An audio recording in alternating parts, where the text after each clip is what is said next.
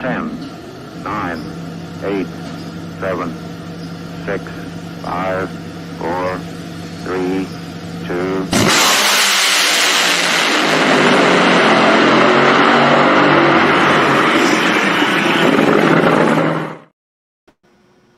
Drag Racing Fan, the Competition Plus Power Hour is live. I'm Lee Kraft, a.k.a. the Monday Morning Racer over there. Mr. Dugenais Bland, the host of the Not Bland Show, doing a lot of great work in the world of drag racing, also in stick and ball sports, in particular the world of the NFL. Dugenais, let's just start it off and say that drag racing had a great weekend this past weekend overall for the totality of the sport. Yeah, man. Just all around fantastic stuff throughout drag racing. You know, you look at the NHRA and IHRA, both were able to have full fields. The action was great on the track for both. All these weird upsets, and you know, we've got people that nobody. Well, I'll say it was like 1.05% had picked Ida to win, but big time upsets that you likely would look at and see in stick and ball sports were happening all over. You look at Dan Mercier getting a win over there in IHRA. You get Terry Haddock being in the final with Del Worsham and running well. It was a fantastic weekend if you're a drag racing fan, that's for sure.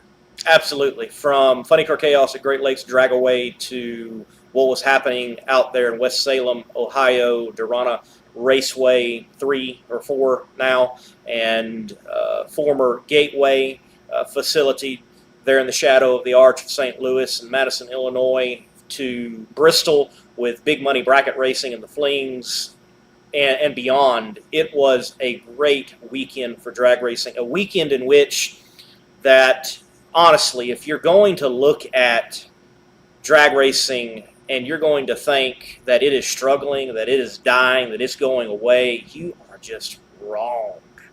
Across the board, alive and well, and Fuel Altered's got to be on the big stage as well. I mean, there's so much about this past weekend that was good. Yeah. So much. Awesome. That was so awesome. much. So much to take away. Yeah. Yes.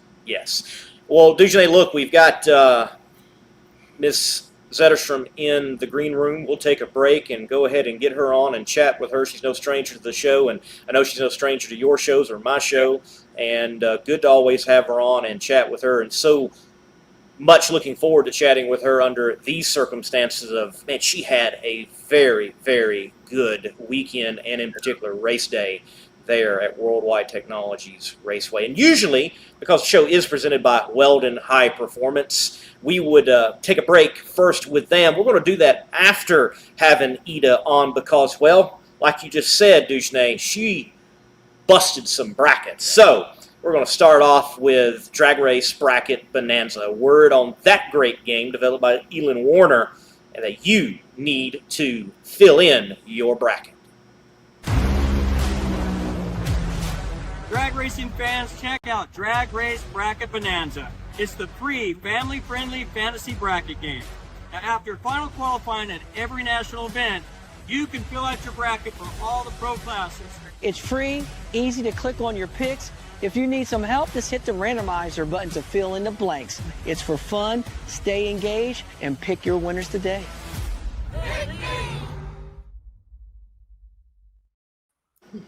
Ida, welcome to the show. Thanks for having me. Oh, always good to have you. Yeah, definitely. Congratulations. So cool to be looking at the brackets and checking in on NHRA.tv when I could and driving down the road, and Ida's having this career day. And certainly we hope that you've got more career days ahead of you, but this was such a cool event. It had to be such a stellar one for you in the cockpit with the crew being, well, Ida Zetterström. It really was. I mean, we are all such racers at heart. So, losing that last round, that was not fun. You want to come back and just be so happy for the performance you had all day. But it kind of takes the edge off. We know that the competition we had in the final with Khalid and Alan Johnson and that whole team is, one of the hardest teams to beat out here. And yeah, we knew that was not an easy task, but damn, we really wanted it. So a little sad we couldn't get that last win light to turn on, but overall so happy for the performance of our team. We have been saying for a long time that we have been fighting some gremlins with this car and trying, to make it run consistently and be able to have the performance needed on race day. And we finally found it, and I'm so stoked that we were able to add this, race to our schedule last second and be able to go out there and prove that we can win rounds on Sunday. I was looking at that thing, and especially first round, you're going against top 5 in the points.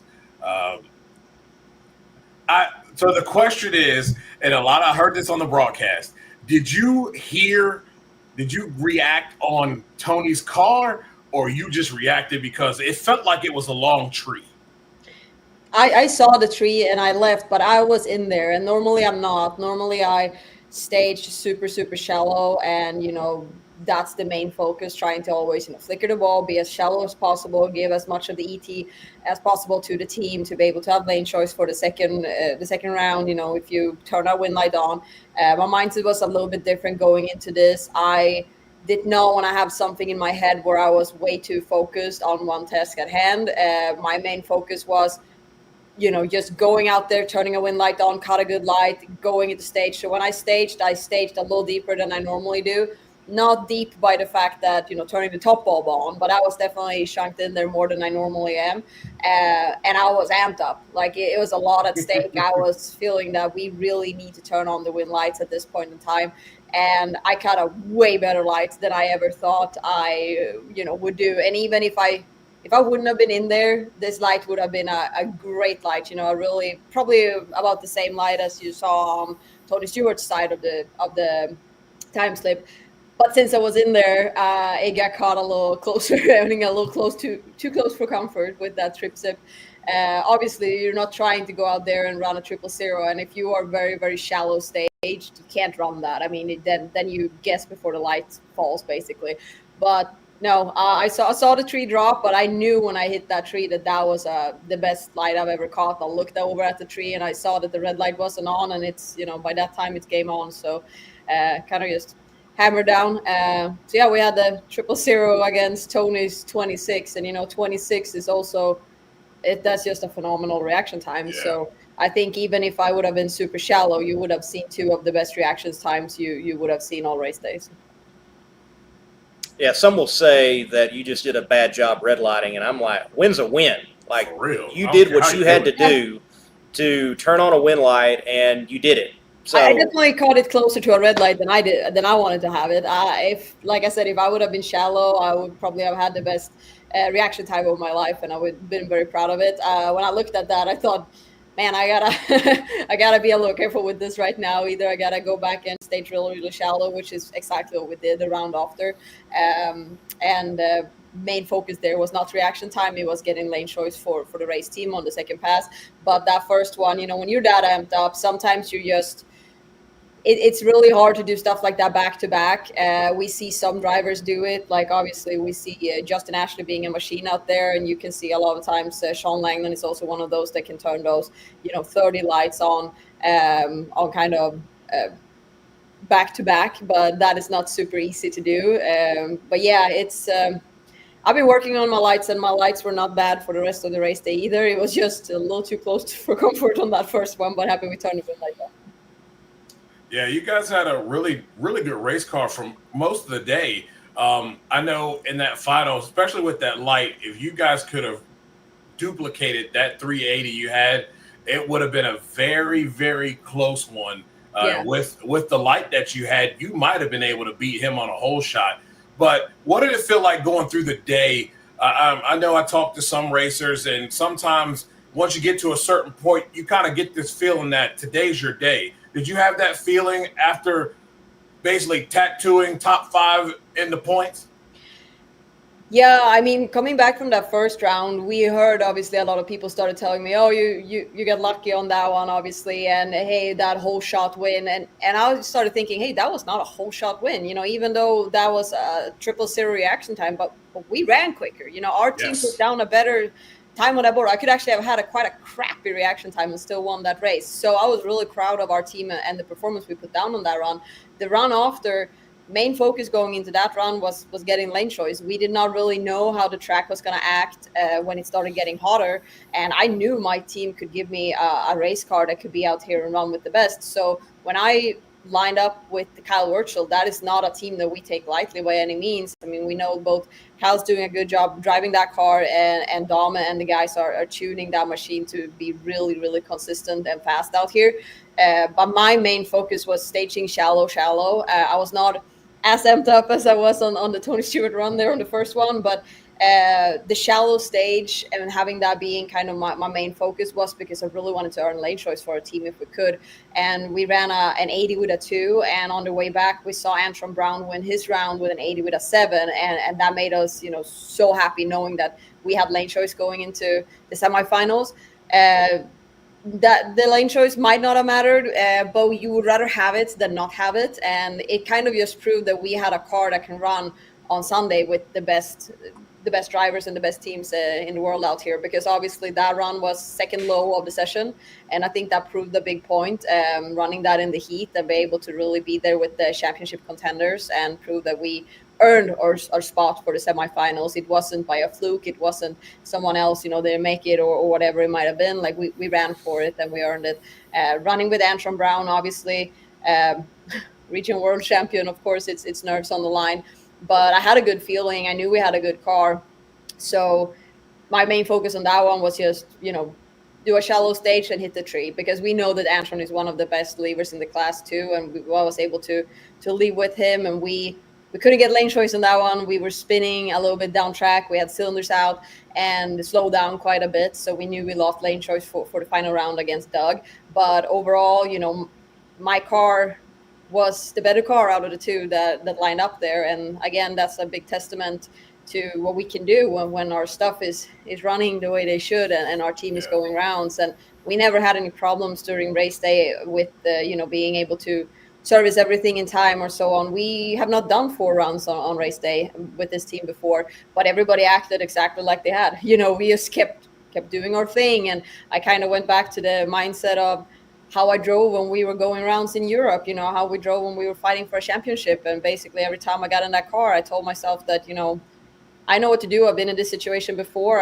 We got a good team. I'm a good driver. We can pull this off. Just do what you always do. And that was the main mindset, not trying to complicate it, not trying to do better than before or trying to beat ourselves. We were just trying to do what we know we can do and wanted that to be enough, Yeah.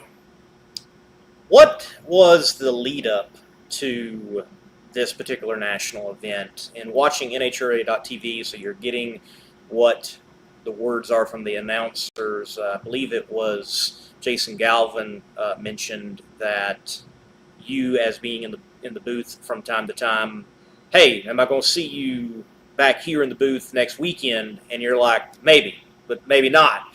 And you're in the car. So what worked out for you and the team to be able to go racing and to have this great day in what seems to be a short amount of time?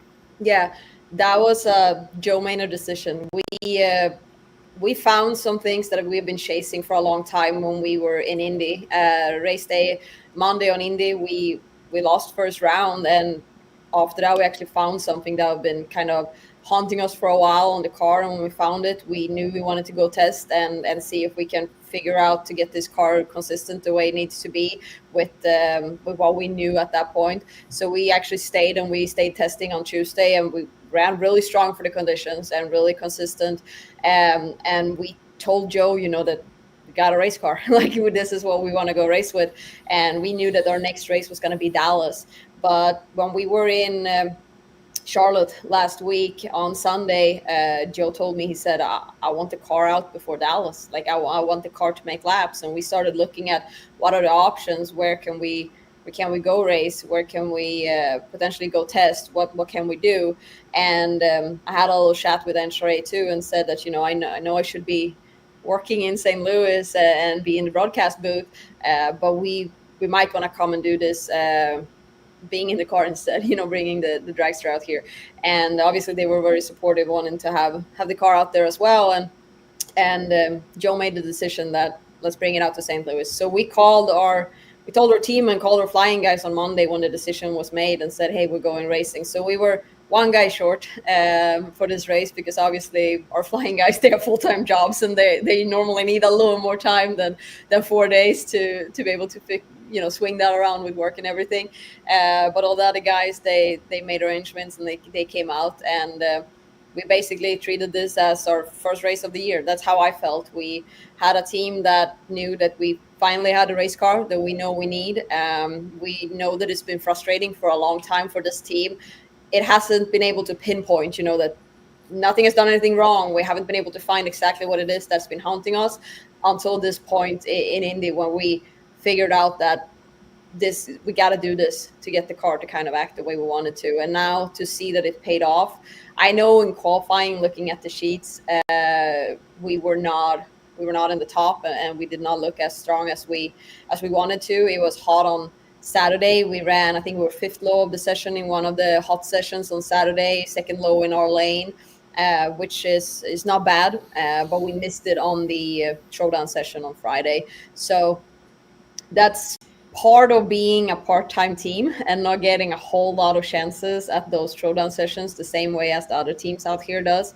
It can set you back a little bit, but I think we proved that you can win from any point in the ladder. I mean, we were 14th, and we were racing the number 1 qualifier in the final, and it wasn't that we were obviously the underdog, but I think when people looked at our performance on race day, it wasn't clear that we didn't have a chance at that final. We knew that we had to bring a car up there that can run with the best team in the world, and we did that. The track could not 100% take it. We were a little bit kind of hurt going into that round already when we stepped on the throttle, and you could see that on our incrementals all the way down. But we gave it a good fight, and I hope it kind of proved that when we have our stuff running the way it should, this team is really strong. Yeah, the numbers definitely show. I really thought, too, that you had a really good shot of winning that final, and I really kind of thought that it was a possibility you could win that final. Given how I kind of evaluate and see some things that I see from Doug at times, was there ever a thought that you guys might decide to run IHRA just to get some laps in? That was something that was kind of thrown out as a potential racetrack to go to, obviously, to get to the car there. But we also know that, our team really wants to be out here and prove that we belong in NHRA and that this is where we want to go race. There's a lot of different great options for teams, and it's great that there's racetrack to go to. I kind of wish that races like that wouldn't collide on the same race weekend. We saw that a lot in Europe as well when we had different series, and a lot of the racers might want to go to both of the tracks, but they ended up colliding on the same weekend. And for us, with them being, especially them being on the same weekend, and our team really wanting to, run with the best drivers in the world and the best NHRA teams that are out here, we made a decision that this is where we want to put our race car. What's your plans for the rest of the season? I have 2 more races scheduled in NHRA. There's 3 more races in the countdown. We are running Dallas, so that's our next one, Awesome. And we are running Pomona. Right now, we do not have Vegas on our list. We would need to find some partners to be able to go there. Right now, we don't have the financial kind of strength to go run Vegas. I'll be there working with NHRA, and I'll be there for SEMA, but not in the car. So that is how it looks right now. And our main focus and all our kind of grit and time right now goes into finding partners for next year, because we're coming up on a deadline.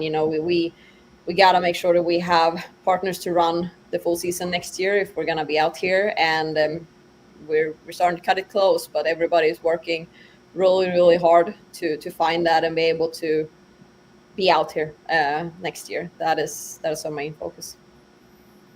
Well, certainly partnering with Ida Zetterström for Las Vegas for any potential marketing partner as a platform would be a good move with your social media presence, and definitely after the performance that you had there at the facility affectionately known as Gateway. You've got a teammate that is in another Nitro class, and Alexis Jajoria in Nitro Funny Car. First time for this type of setup with Alexis and you and Funny Car and Top Fuel, and I'm curious, what have you learned from the veteran drag racer in Alexis Jajoria? I love the combination we have right now. First of all, having a Funny Car and a Top Fuel is so much fun because you obviously, even if you have two Top Fuels, you share each other on race day, but you don't ever have the chance to double up on race day. But when you have a Funny Car and a Top Fuel, you can double up on race day, and that's always the goal. You share each other on. A lot of the times, you might even have time to go and see the other person run for the first round. I did that this time. We won our round. I went back, jumped out of my suit, and took the scooter down and went to see Alexis run her first round and win that round. And it's been fantastic to have her come on a team. She has such an energy that I love to be around. Obviously, she's a total badass in what she does, and she has so many merits to what she's done in the sport. But most of all, she loves this. She wants to, obviously, same as me, be out there and win a championship. And she is so good at what she does, and her passion burns so strong for it. And that's where we both relate so much. A lot of our background is both very different and also very similar. We both went through a lot of, work, going through the classes to prove that you can do this and earn respect in this sport. We didn't just, jump straight into the ultimate class we wanted to be, and we worked for it and made sure we were there. I mean, she's won races in both Super Comp and Alcohol Funny Car before she took the leap into a Nitro Funny Car. But we're having a lot of fun together. That's so. The support system, I have not had that ever before on a race team like this. To have another driver where we understand each other so well and we can support each other on this level and just have that energy. It's very contagious to be around that. And both when we need to be, picking each other up or when just sharing each other on. I mean, obviously this weekend when we had a good weekend, she tackled me before that final and just congratulated us on great performance. But it's also been times where, she's come into her lounge where I'm already there on the verge of tears because I'm pissed off and she's pissed off. And, sometimes you just need to kind of talk that through. And I haven't really had anyone like that around me before. And it's very nice. It's a very cool feeling to have someone like that on your team. Yeah, she's special. I really enjoy her attitude, her approach, and how she goes about her business.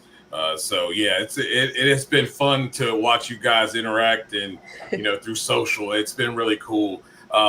You guys have a lot of confidence now with what you're able to put down here. At this past race going into Dallas, should be a lot of confidence, not just from yourself, but just from your team. From the performance that you guys were able to display. It's a great racetrack. Weather should be great. Might be able to rinse and repeat.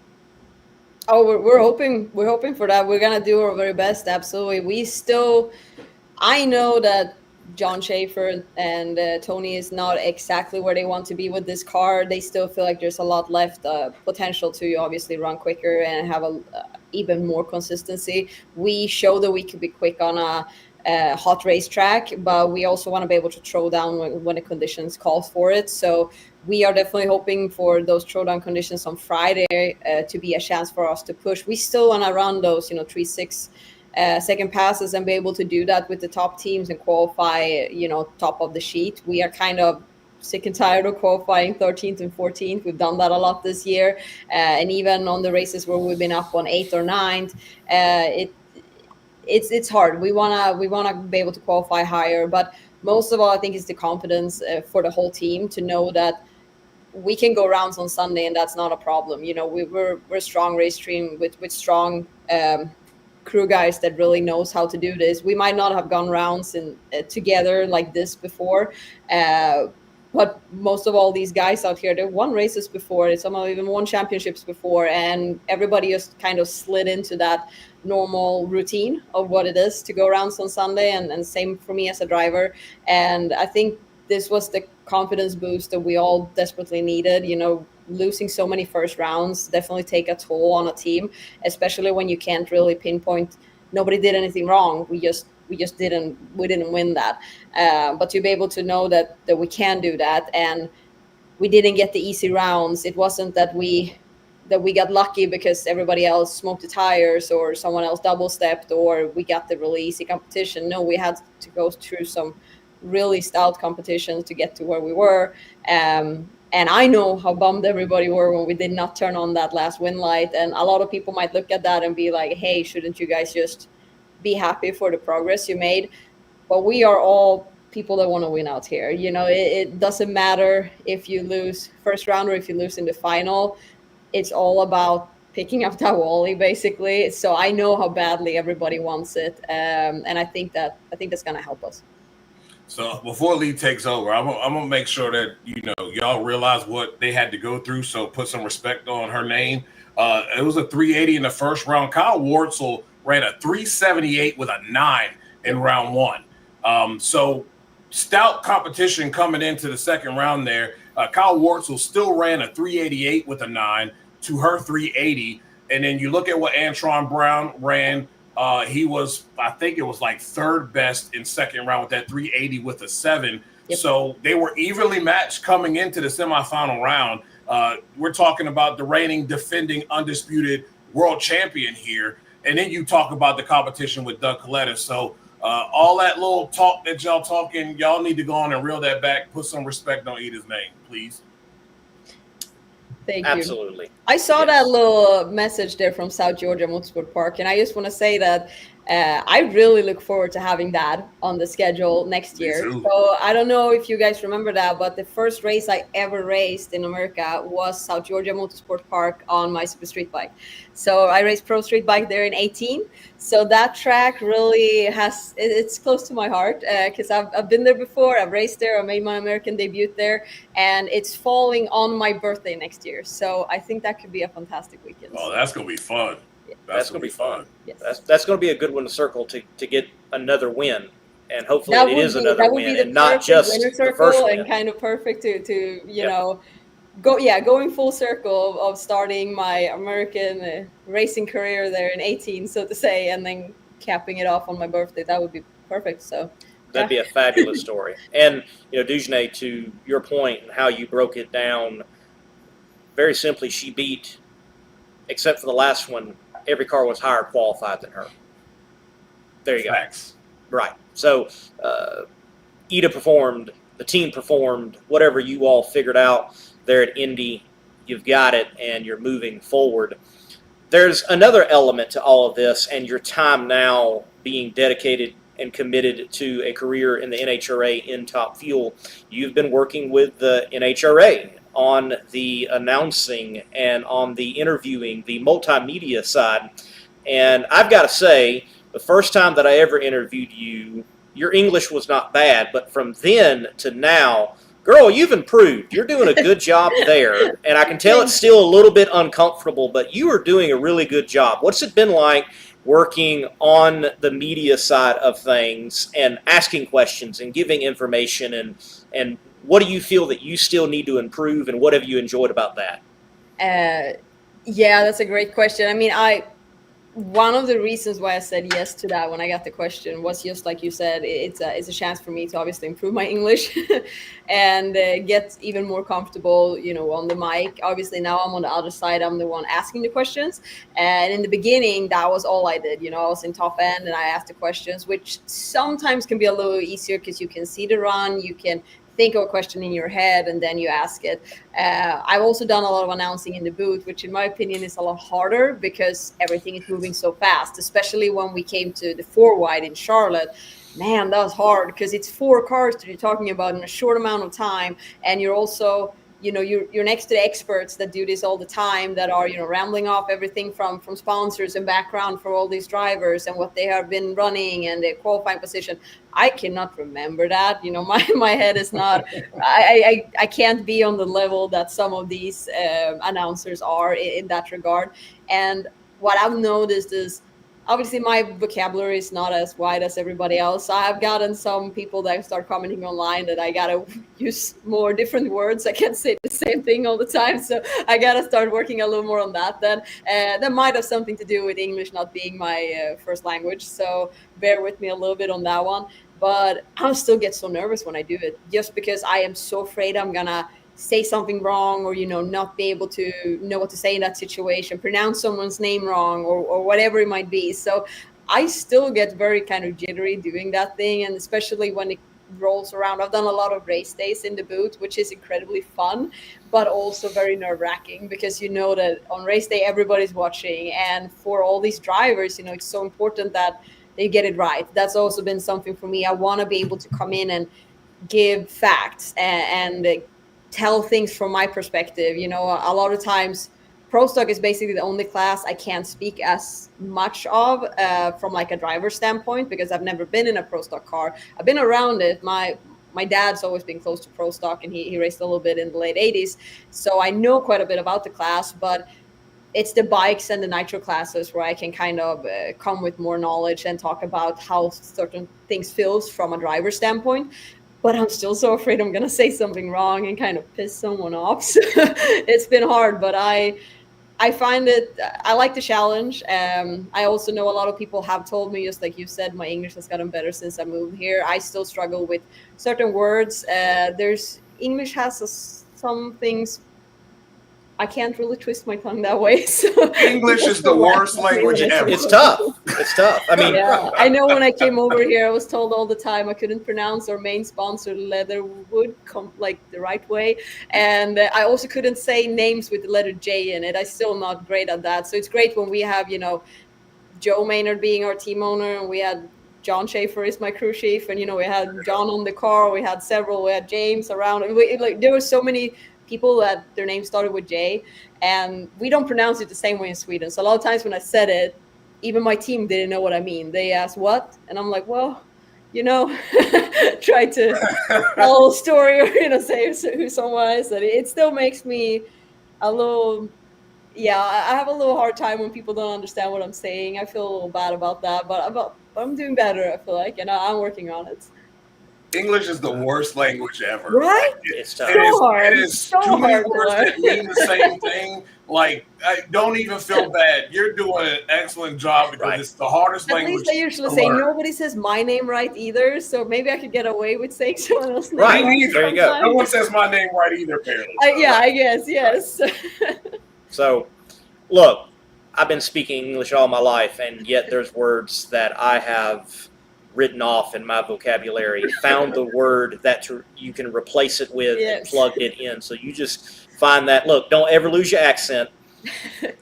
Accents are great. Accents are beautiful. So keep your accent. You're doing a great job with the mic, and you're doing a great job holding the wheel, Ida. Keep up the good work, and so glad to have you on the show. And again, heartfelt congratulations on a great weekend. Thank you so much. I really appreciate it. Thanks for having me on. See you, Ida. Fun. See ya. Ida doing a great job, and man, she has worked her tail off. I can remember from when I first met her, and she had these goals, and she has just kept working and working and working. She's got some great partners. I think she is a great spokesperson, and she actually is quite natural, I think, in presenting.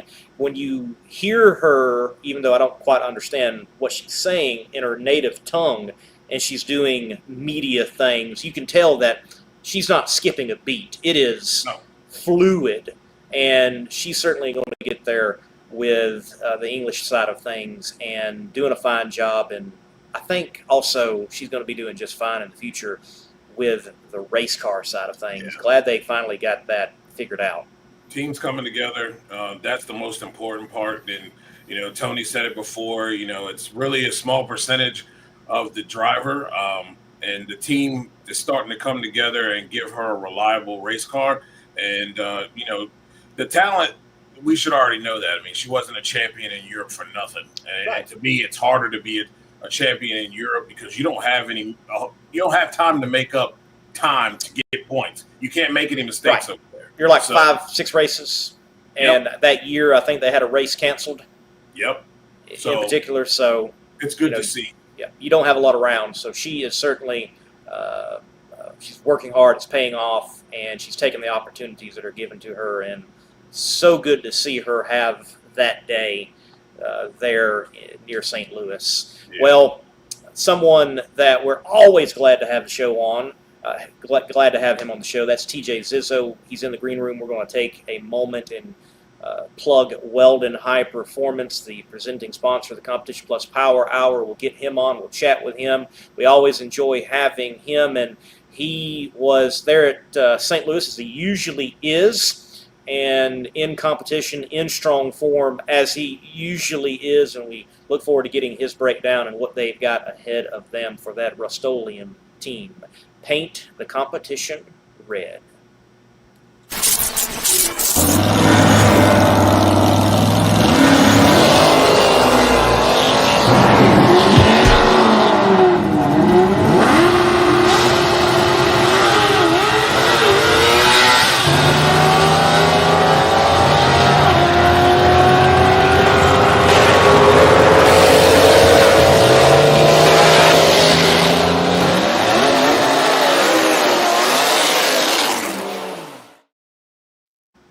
TJ Zizzo. What's up, man? TJ, Mike. You're muted. Uh-oh. Uh-oh. No. Oh, maybe. No. Yeah, right.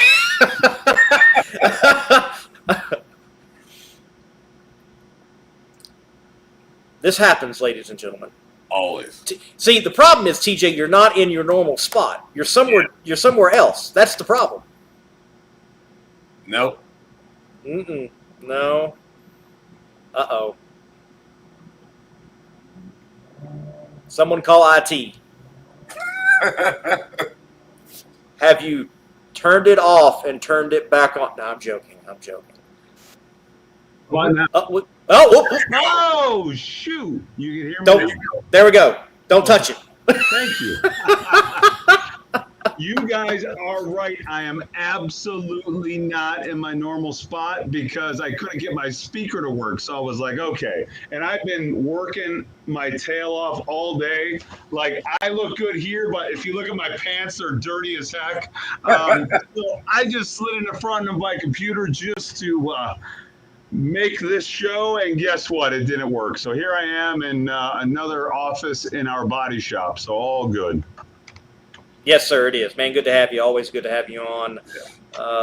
Look, your St. Louis, give us the overview. I haven't been able to read and dive into the press releases, but I imagine that's the last race of the year for your outfit. You're 100%. That's exactly right. We don't expect to go to any more races at this point. In fact, we're actually moving our race team out of our shop.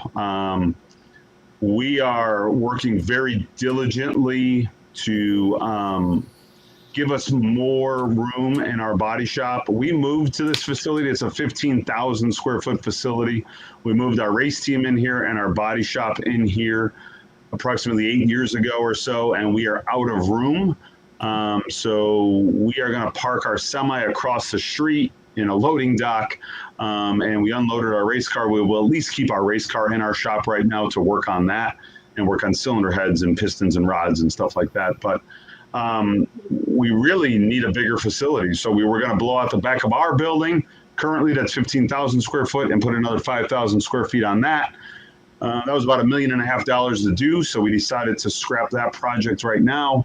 We were looking for a 64,000 square foot shop in our neighborhood here, but they only want to lease it. So we want to buy it. So there's a lot of things in flux. So we're going to take a little break on racing, get things organized. I'll be at SEMA with our show car, and hopefully get all the working spaces organized for our body shop and our race team. here in the next like 6 or 7 months. So yeah, a lot of moving parts, guys. There always is. We're always excited to do and move and grow, and that's what we continue to do here at Zizzo Auto Body and Zizzo Racing. You had a good qualifying outing there at the Lou, and what happened in that first round? Was it a long tree? No. Or your mind just said go? No, not at all. No. You know, I mean, here's the deal, man. Life is filled with lessons, right? And if you don't accept mistakes or you don't know how to fix things, you'll continue on doing poorly. So I have not red lighted since 2020. When was it? 2012. I believe it was 2012, and I don't even know for sure. It was a long time ago. It was over a decade ago. So I don't even know how to red light, guys. I'm not that good to red light. But I've been working on putting the car in a different position on race day than qualifying, and I just put it in too far. So I saw a flash of amber. I stood on the gas and I said, holy smokes, that was a good reaction time. Well, it was too good, and ended up red lighting. I mean, I went in, I poked it in way too deep. And I knew it when I was doing it, but I thought, shit, I've been cutting 100 lights all weekend long. I'll be fine. And I didn't even know I red lighted, guys. I really didn't. It was just such a weird phenomenon because we were making a good pass. I didn't see him. I looked over, didn't see him. Went to the finish line, didn't see my win light, but that doesn't always happen because my attention was taken away by an explosion. We banged the blower on the thing, so that my attention was taken away from a wind light at that point. I coasted down, got close to the wall, stopped right away. I always like to pull over so I don't oil down the racetrack. It's not something I like to do. And I was trying to talk to our team and communicate with them, but nobody was answering me. It was like crickets. Nobody answered at all. And I was like, well, maybe we just lost communication. So as they're spraying our car down, I asked one of the NHRA guys while I was still buckled in, because I do not unbuckle myself until I make the turn off according to the rules. So I'm just still strapped in, waiting for them to, start pushing me. And I said, did I win? And NHRA is like, I don't know. I can't tell you that. So I'm like, all right. So Safety Safari didn't even know at that point. I get pushed off and I see Steve Torrance kind of in the middle. Like he wasn't just in the all the way right where you normally get pushed if you win. He was kind of in the middle because he didn't know he won. So I make the turn off and they're pushing me to the left. And I'm like, maybe they're pushing me to the left because I can't make it to the right because Steve is kind of, in the way. And I unbuckle myself. It takes a while. I unbuckle myself. I climb out and I yell, did I win? Did I win? And everyone's kind of looking at me like I was nuts. I take my helmet off. I'm still wondering if I won. Steve goes, no, man, you red lighted. I'm like, oh, shoot. And it was such an array of emotion. But I got to tell you, I handled it way better than I did in 2012. It must just be my maturity or getting older because, boy, I got to tell you, the last time I red lighted, I wasn't a happy camper. And this time I kind of laughed it off because I knew everything that took place. I knew I went in deep. I thought I cut a good light. And it was like a bad golf shot. Like, it's actually like a good golf shot that you hit a tree with. So like you tee off and you swing and you're like, man, that felt great. You hear the nice click of the ball against the club head and man, that ball's sailing and all of a sudden it hits a tree, But it is what it is, guys. I mean, I made a mistake. I won't go in deep anymore. I mean, Tobler described it to me as going in deep, and I took it to an extreme, right? That's just who I am. And he meant, hey, TJ, go in a little deeper. That's all. We just need a little bit, But in Zizzo fashion, I took it to the extreme. I made a mistake and won't let that happen again. And, boy, we have found every way to lose first round. I got to tell you guys, we have a great race car. We have the best race car I've ever driven, and I've driven some great race cars in the past 35 years. And this is a great race car, and we just are finding ways as a team to lose. But we don't get discouraged. We keep on plugging away, and we'll see where the program goes. I wish I could go to Dallas. I think Dallas is the next race on the agenda to just redeem myself. I know how to drive a race car. I think I red light every 12 years. I looked back in time. I think it was 2007 before that. So, hey, man, I was due. But like I said, I was so bad all weekend in the tree. Like I was very consistent, but bad all weekend long. So I didn't go up there thinking I needed to rip the tree down. I didn't go up there saying, "Hey, TJ, make up for a poor performance during qualifying." It was nothing like that, and that's why I was just so shocked that I red lighted. But hey, what are you going to do? Life is too short, man. I got too many great things in my life going on. This is just a little life lesson, and I won't do that again. And I feel terrible. I disappointed my entire team. And that's what's disheartening. But one of the guys on our team, Dustin Heim, has been doing this for a long time. He's worked for Tobler for a really long time. He's been a great addition to our team. And he goes, "I got to tell you, TJ, I've been on a lot of teams for a long time. And the way in which you guys handle first round losses and losing is remarkable." And he goes, "That's why your core guys have been together for 30 years because hey, man, you shrug it off and you move forward. And everything we've done to lose around in the past couple of years with our great race car, we haven't made that mistake again. It's been something different. I got to tell you, I've been driving for a long time, guys, and I've never crossed the center line. So I guess that's the next. That's the next crossing the center line. Shit. That's funny.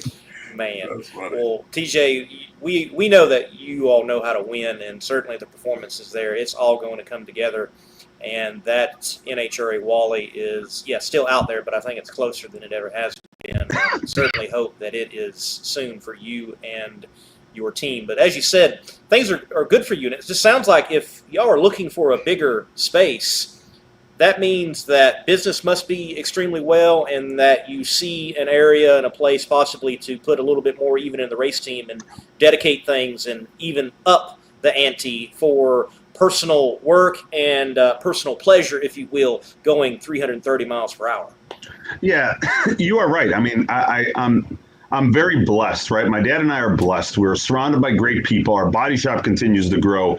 The cars that we get to our body shop, I'll sneak a picture here and there to like a friend in drag racing that I know, like the Laganas, for an example. And they're like, "Holy cow, you work on stuff like that?" And it's incredible. And things are continuing to grow and they are successful. And I do want our race team to grow as well. We, as you know, we've worked really hard and we only went to 3 races this year. It's a challenge, man. We made 16 runs, I think. I could be off a couple runs, but we didn't make many runs this year. And we go out there and we run 336 miles an hour. We run in the 360s. 336 miles an hour is kind of rare air, I mean, not everyone does that. And we were joking in the pit area on Monday morning before we fired the car during our team meeting. And 340 is not out of the question. It is absolutely. We haven't even tickled the iceberg on this car. I mean, we are really blessed. Don Schumacher, God bless that guy. He saw something in our team and us, and he granted us all this equipment before he passed. And I got to thank that guy every day. I have a little sign on the side of my car, right in the call area, that says "Thank you, Don." And not everyone knows what that means, but I know what it means. Our team knows what it means. I mean, he said, "Hey, you need equipment that will allow you to participate and win. I want you, TJ, to have the same equipment that the guy next to you has or the girl next to you has." And I'm like, "Don, we can't afford that. Like, that's not even in our budget, And he granted it us anyway. And I think my dad and I will pay for it for the rest of our lives, but that's okay. It's all good. I'm not complaining. But it's those things that have really made our team better. And Mike Kern, our crew chief, is phenomenal. He's a genius. I've said it a million times. And then complementing that with Ron Tobler, which has experience. That's one thing that Kern is lacking a little bit of is just experience, because Ron is 71 and Kern is only 57, but we're all getting older. And then Dustin Heim comes in and just kind of is a little mediator for those guys. So we have a plethora of smart people. And then the guys and girls that are working on our car, they're great. I never even think when I hop in the car that we're going to have any issues. I can only screw it up for them. And to go out there and off the trailer, be number 3 qualifier at St. Louis at 336 miles an hour. And then the second pass, I think we had the second quickest 60-foot. Unfortunately, I got a little bit behind on the car. I don't want to say behind. I really wasn't behind, but the car was lined up right. I wanted to go left and get it back in the groove. The car went dramatically left, and I started sawing at the wheel ever so slightly, but it was enough to upset the car left and right, and it smoked the tires. I mean, that was my fault too. So I was just having a terrible weekend driving, but that happens too, man. I mean, once again, it's these things that I've learned, and thank God for therapy, guys, because the last time I red lighted way back then, I threw my helmet not in public, just in the trailer. And one of our crew guys, longtime team member Tony Smith, was like, "Hey, dude, grow up." I mean, he didn't say exactly that. I forget exactly what he said, but that's what it boiled to in my head. And then I never did that again. And that's just, getting older, getting wiser, and knowing that, hey, TJ, you're going home. Everything's safe. It's all good. You'll have another chance to do this. Just regroup and try to do it again. And it puts everything into perspective. It really does. I mean, race cars are great, but it's not everything. I heard my dad talking to Steve Torrance on the phone yesterday, and he basically said that to Steve Torrance, like, "Hey, man, you got a wife and kids. That's most important. Racing is awesome, and it's something that's very special to everyone who does it. But your kids and your wife are super important." And it took me a long time to learn that. I didn't learn that until I was 40-something years old. So I have learned to appreciate life, and I think that allows me to not get mad when something happens on the track, because I have other things going on in my life. It's not just racing. God, I'm long-winded. Any chance we see you touch a few IHRA races? Seems like the way the format is, as far as qualifying and eliminations, kind of fit the teams with the smaller budgets. Any thought about running a few races over there next year? Here I am shaking my head, right? I'm shaking it yes. I'm not shaking it no. Here's the deal.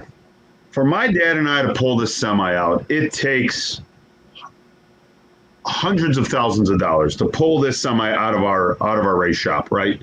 So it's great that there are 2 less qualifying runs. It's great that it's 1 less day.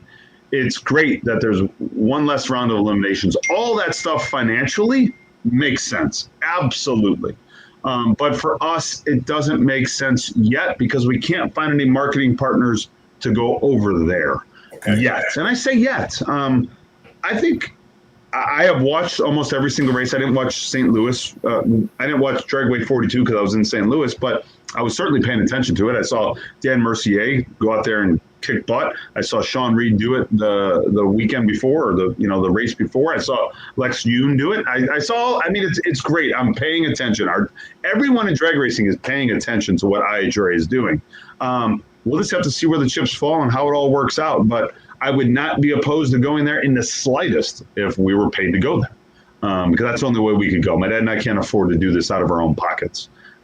So that, and I've asked for Rust-Oleum, but you got to remember, Rust-Oleum's a different deal. This is, they sponsor our race car because of all the work we do for them on the outside of the racing. So, they still love the little bit of TV time they get and the exposure they get on NHRA. And I say a little, I mean, let's just call it 1 million people, right, are paying attention to it.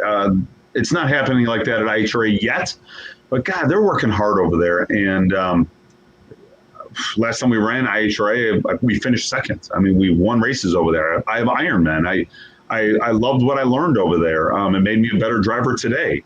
So it made us a better team. You never know where Zizzos might show up. I mean, we always joke about it. If we had the money, we'd be the first one there and the last one to leave at every single event we could go to.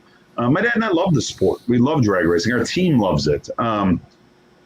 So, we're just going to continue working on our good race car and see what racetracks we end up at next year. This past weekend, I was with Funny Car Chaos for the championship finals at Great Lakes Dragaway, and I know you've got to have some great stories. That's just right up the road from you all. Yeah, then I had to fight Chicago traffic, and no wonder you have a body shop. Plenty of work with all the traffic and what's going on there. But yeah, Great Lakes Dragaway. Any good stories, man? Oh, dude. My God. I mean, I finished off my alcohol license there back in 1991. God dang, that was a long time ago. I mean, the last time I went there to compete was in our old Top Fuel car, early 2000s, maybe mid 2000s, like 2004 or 5. We were racing Chris Karamessini's, and I wanted to be the quickest and fastest wheel driven. I say wheel driven because rocket cars have been there in the past, and not jet cars, but rocket cars. I wanted to be the quickest and fastest wheel driven car to ever go down that racetrack. And we made a good first pass, half track pass, and I clicked it off a little early, just to see if I could make the turn off and stuff. And I had raced there so many times. I know the nuances of that racetrack, right? And I'm like, that was pretty easy.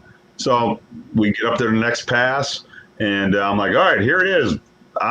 Chris Karamessini's are going to go at it. I love Chris Karamessini's, and I want to be the quickest and fastest wheel-driven vehicle ever to go down that racetrack because it's an iconic racetrack. And we get to about 60 feet. I think even back then it went like 830-something, 60 foot. I mean, this is a long time ago. It was hauling. And get to about half track, and the thing is, I am pinned. I'm like, I'm going. I am sending this thing quarter mile through the finish line, and no doubt in my mind, and I get the chills just thinking about it, out of nowhere, blower belt breaks. I mean, really, out of nowhere. Like, this was just, it wasn't an old belt. It was nothing. I mean, we never had blower belt problems back then, and it broke. And that was God telling me, TJ, I know you want to be a hero here, but there is no reason. And I forget what I coasted through. It was still hauling. But I got it stopped fine. But I think if I would have pushed it to the quarter mile back then, it would have been a real challenge to stop. I remember going to Huntsville for my first 8th mile racetrack, and that was tough to stop at 8th mile. So, but that's the ego in me, right? We're all race car drivers. We all want to go the quickest, fastest. But, my dad's been in Union Grove, Wisconsin. I as a kid, I was 5 years old there, digging in the rocks in the pit area back then with a screwdriver, like that was my first job, to just be quiet and be patient, and seeing my dad compete there. And we've won plenty of races. We used to go to Olympics of drag racing all the time. And I lived there. I mean, it's only 40 miles, 50 miles from our shop ish. So I love that place. It's near and dear to my heart. I hope it continues. I know Randy Henning is a wonderful human being up there. Still runs the show, and we'll see how it goes. It'd be so cool if there was a national event there someday if they really had a ton of money. But I know also the community is pressing in up there. It's we live in a very populated area for sure.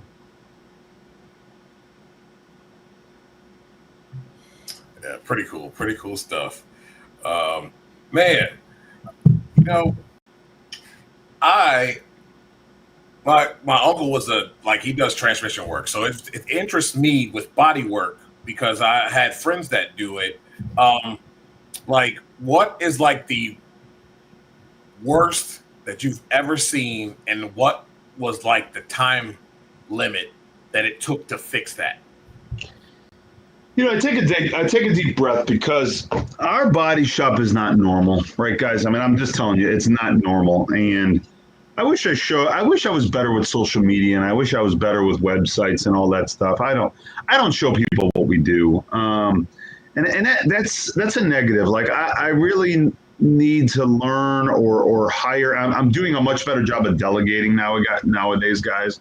I need to find someone that really would do a good job. Natalie Torrance does a great job at the racetrack for us. Actually, Josh Hart came up to me this past weekend and said, "Hey, TJ, man, your social media is spot on." And I'm like, Josh, I'm sorry, I've never seen my social media. I don't even know what it looks like. And it's crazy that way, right? As popular as we are, and I got to tell you, when I go down the racetrack and at the U.S. Nationals of all places, and we're pulling back in front of the stands, and even if we go out there and, we were, I think, a couple times there, at least once we were the quickest pass during qualifying at that event this year.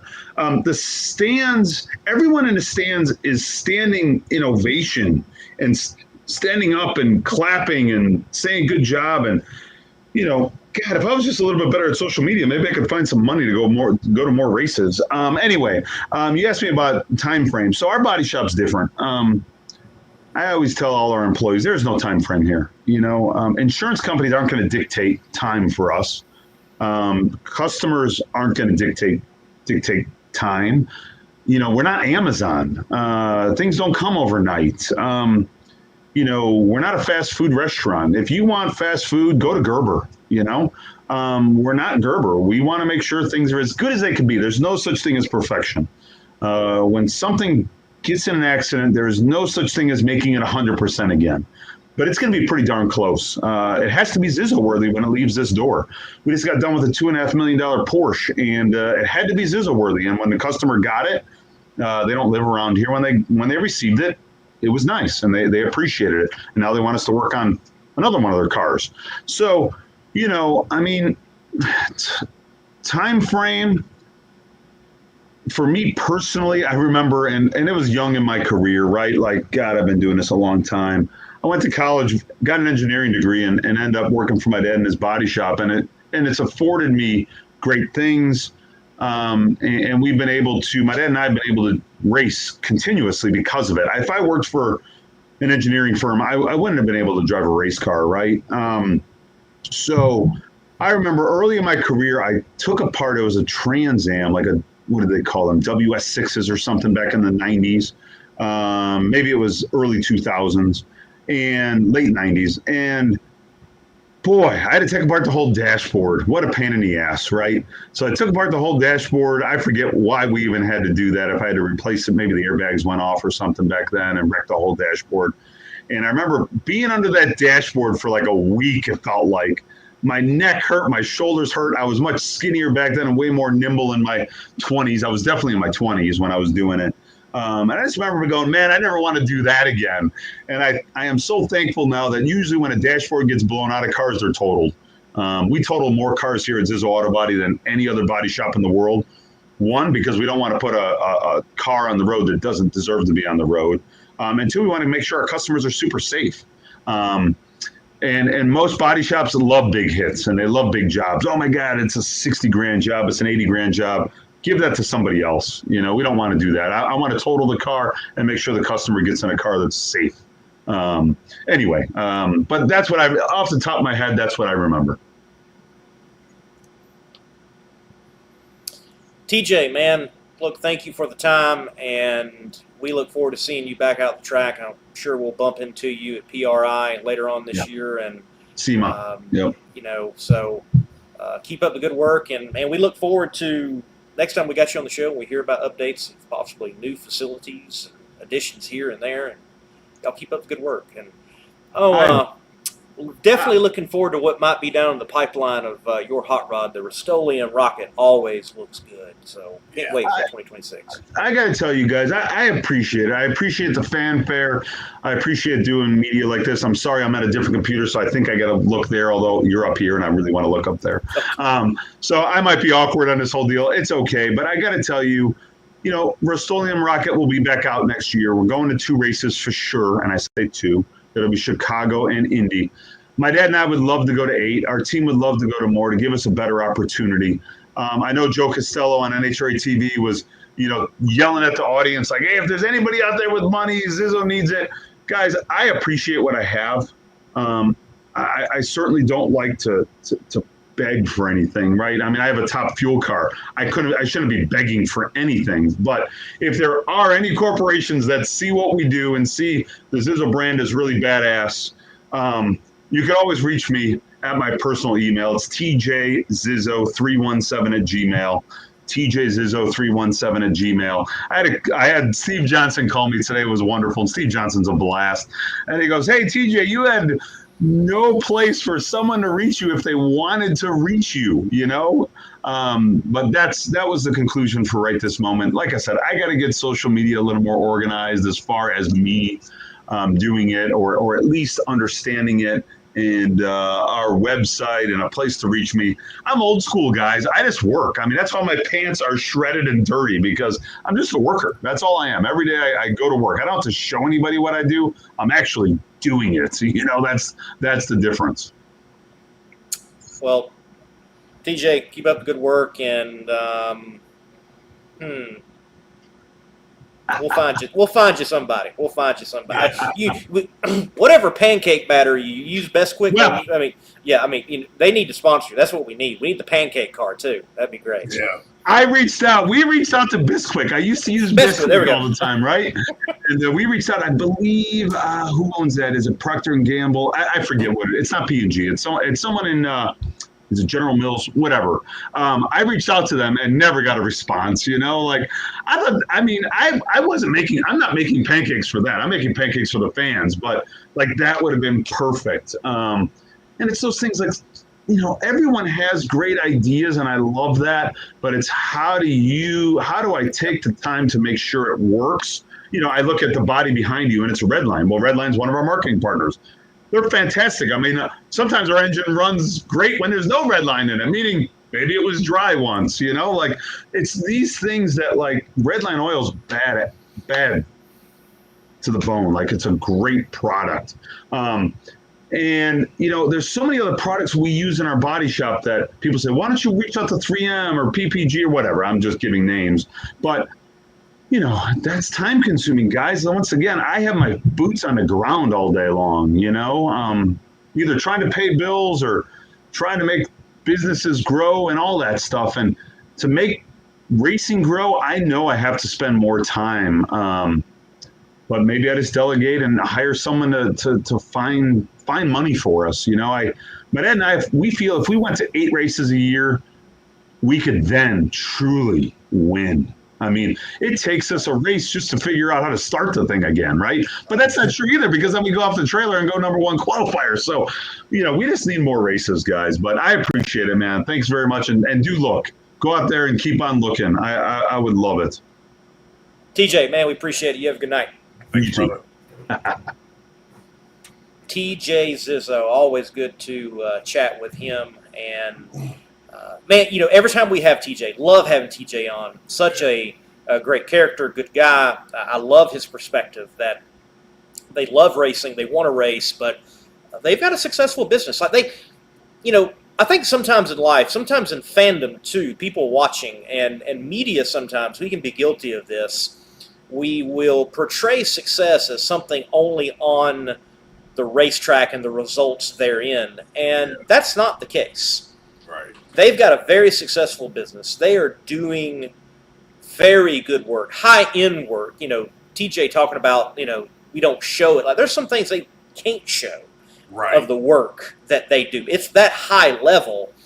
You know, they're not doing just the run of the mill, as he said. You know, you want to get something done quick, you know, take it here, but here it's a different job being done. So they're doing some phenomenal work, and they're succeeding in many different areas in many different ways. And I appreciate his candor, because I think he's also winning that, hey, he expressed and was vulnerable with us and transparent that, hey, I've matured. Last time I threw my helmet. This time I'm like, I red lighted. I'm out here driving a top fuel dragster having fun. So yeah, that's pretty neat.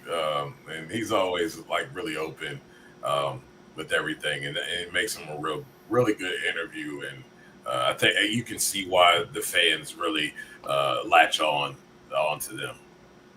You know, a cool moment with TJ that I had that expressed a lot to me with him concerning him was Summit Motorsports Park, excuse me. And it's in the gravel area near the wooden bleachers. They've got that section. You know, you've got the nice bleachers, the tower type bleachers, if you will, if I can put it that way. And you've also got the older wooden bleachers, and you're in gravel and they're on grass. You kind of get that old school feel.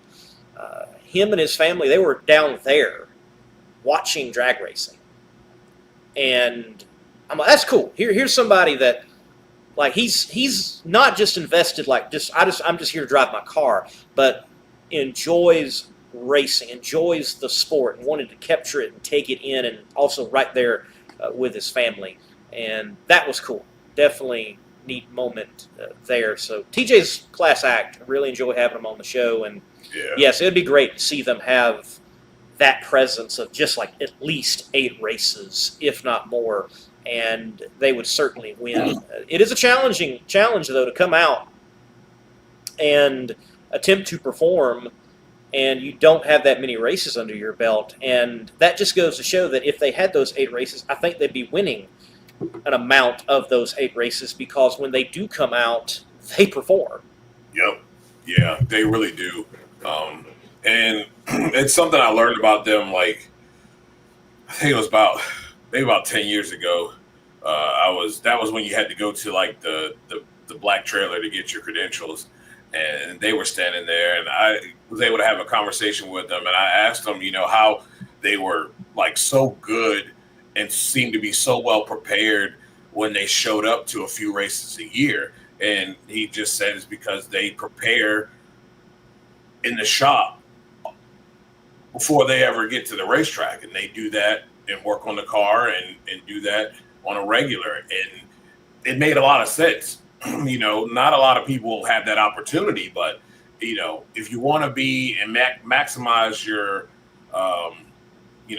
the time that you're going to be out there for the few races that you do have, being able to go out there and practice and prepare to go out and execute makes a lot of sense, and it really shows how and why they always have been really polished. Absolutely the case. Well, Dujardin, we got plenty more drag racing to discuss here on the Competition Plus Power Hour. We're going to step away, and since we had a red line driver on, and I've got the red line Wayne Morris funny car behind me, we're going to take a break with Redline Synthetic Oil. Reliability to drive thousands of miles. Confidence for those who fly high.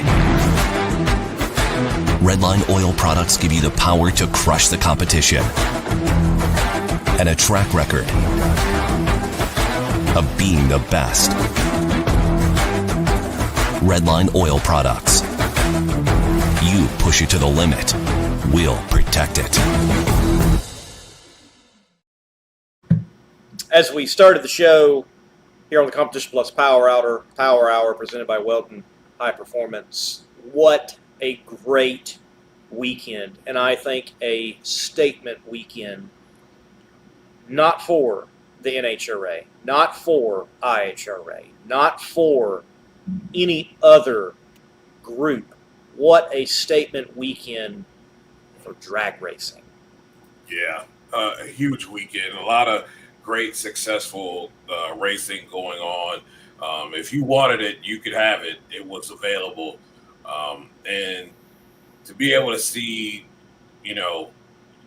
great shows all across the board, it was really nice to watch, and really says a lot about where we are in drag racing.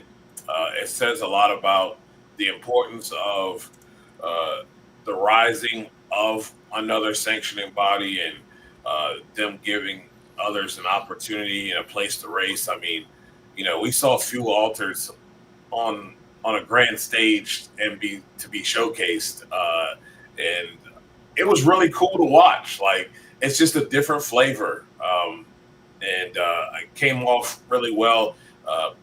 Great personalities. Yeah, we're in a great spot right now when it comes down to drag racing, and just the amount of drag racing that is available and out there to go to or to watch is, it's almost like if you can't complain about not having it, because it's there. We actually have so much of it that it's hard to keep up with. So Yes, that's a good spot.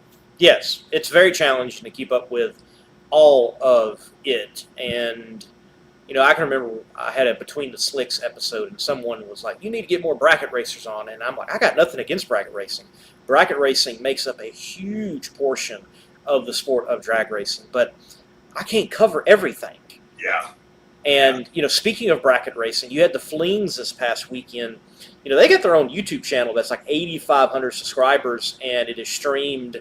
It's a production done by Drag Race TV, Warren Evans, and they had some days that were 23,000 viewers or more, and it ranges. So you have people tuning in for this big money bracket race, and they had over 400 cars. You had, IHRA with full fields. You had NHRA with full fields. You had 20 plus funny cars at Funny Car Chaos Championship Finals there at Great Lakes Dragway, and then great racing across the board. You mentioned Fuel Altereds on a big stage, and so many of those teams, they've been wanting that. They've been wanting that opportunity, and there really is a craze right now, I think, again, and it never really left, but they're getting their due, and that is Fuel Altereds. I think they're some of the best cars in the sport of drag racing, and I don't care if it is the original short wheelbase ones or the longer wheelbase ones we have today that everybody likes to say, that's not a fuel altered, it's just a funny car chassis without the body. You go talk to Kevin Kinsley about how different a car drives with the funny car body and without the funny car body. And the people who have experienced, or Dan Hicks, for example. So it was great to see Kevin Kinsley, Pete Dove, Chuck Lofton, and eventual race winner Ryan Heel with the Nitro Bandito out there on that stage. Actually going to be talking with him tomorrow about the event there in West Salem, Ohio, formerly Dragway 42, now Dorana Raceway, and his experience. Well, they also compete in where? Nitro Chaos. Yep. And then Chris Graves has got Fuel Altered Chaos coming up in Tucson, Arizona, later on in the month of November. And the hype around it, man, Fuel Altereds in particular move the needle. They do. Everybody wants to talk about Pro Mod. Everybody wants to talk about this, talk about that. Let me tell you what, Fuel Altereds, and I think the modern version of it, that is some needle-moving stuff. It is. It really is. That was really, I thought that it just added a different flavor. It was very cool to see those guys run. And they're very fun to watch. Hi, Megan. I hate to say it, but Roll Tide.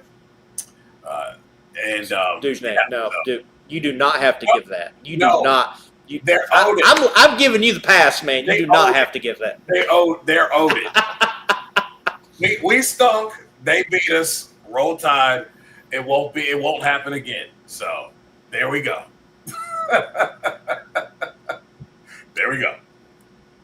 Not you gonna won't let hear that me down. say that again. I hope not, please.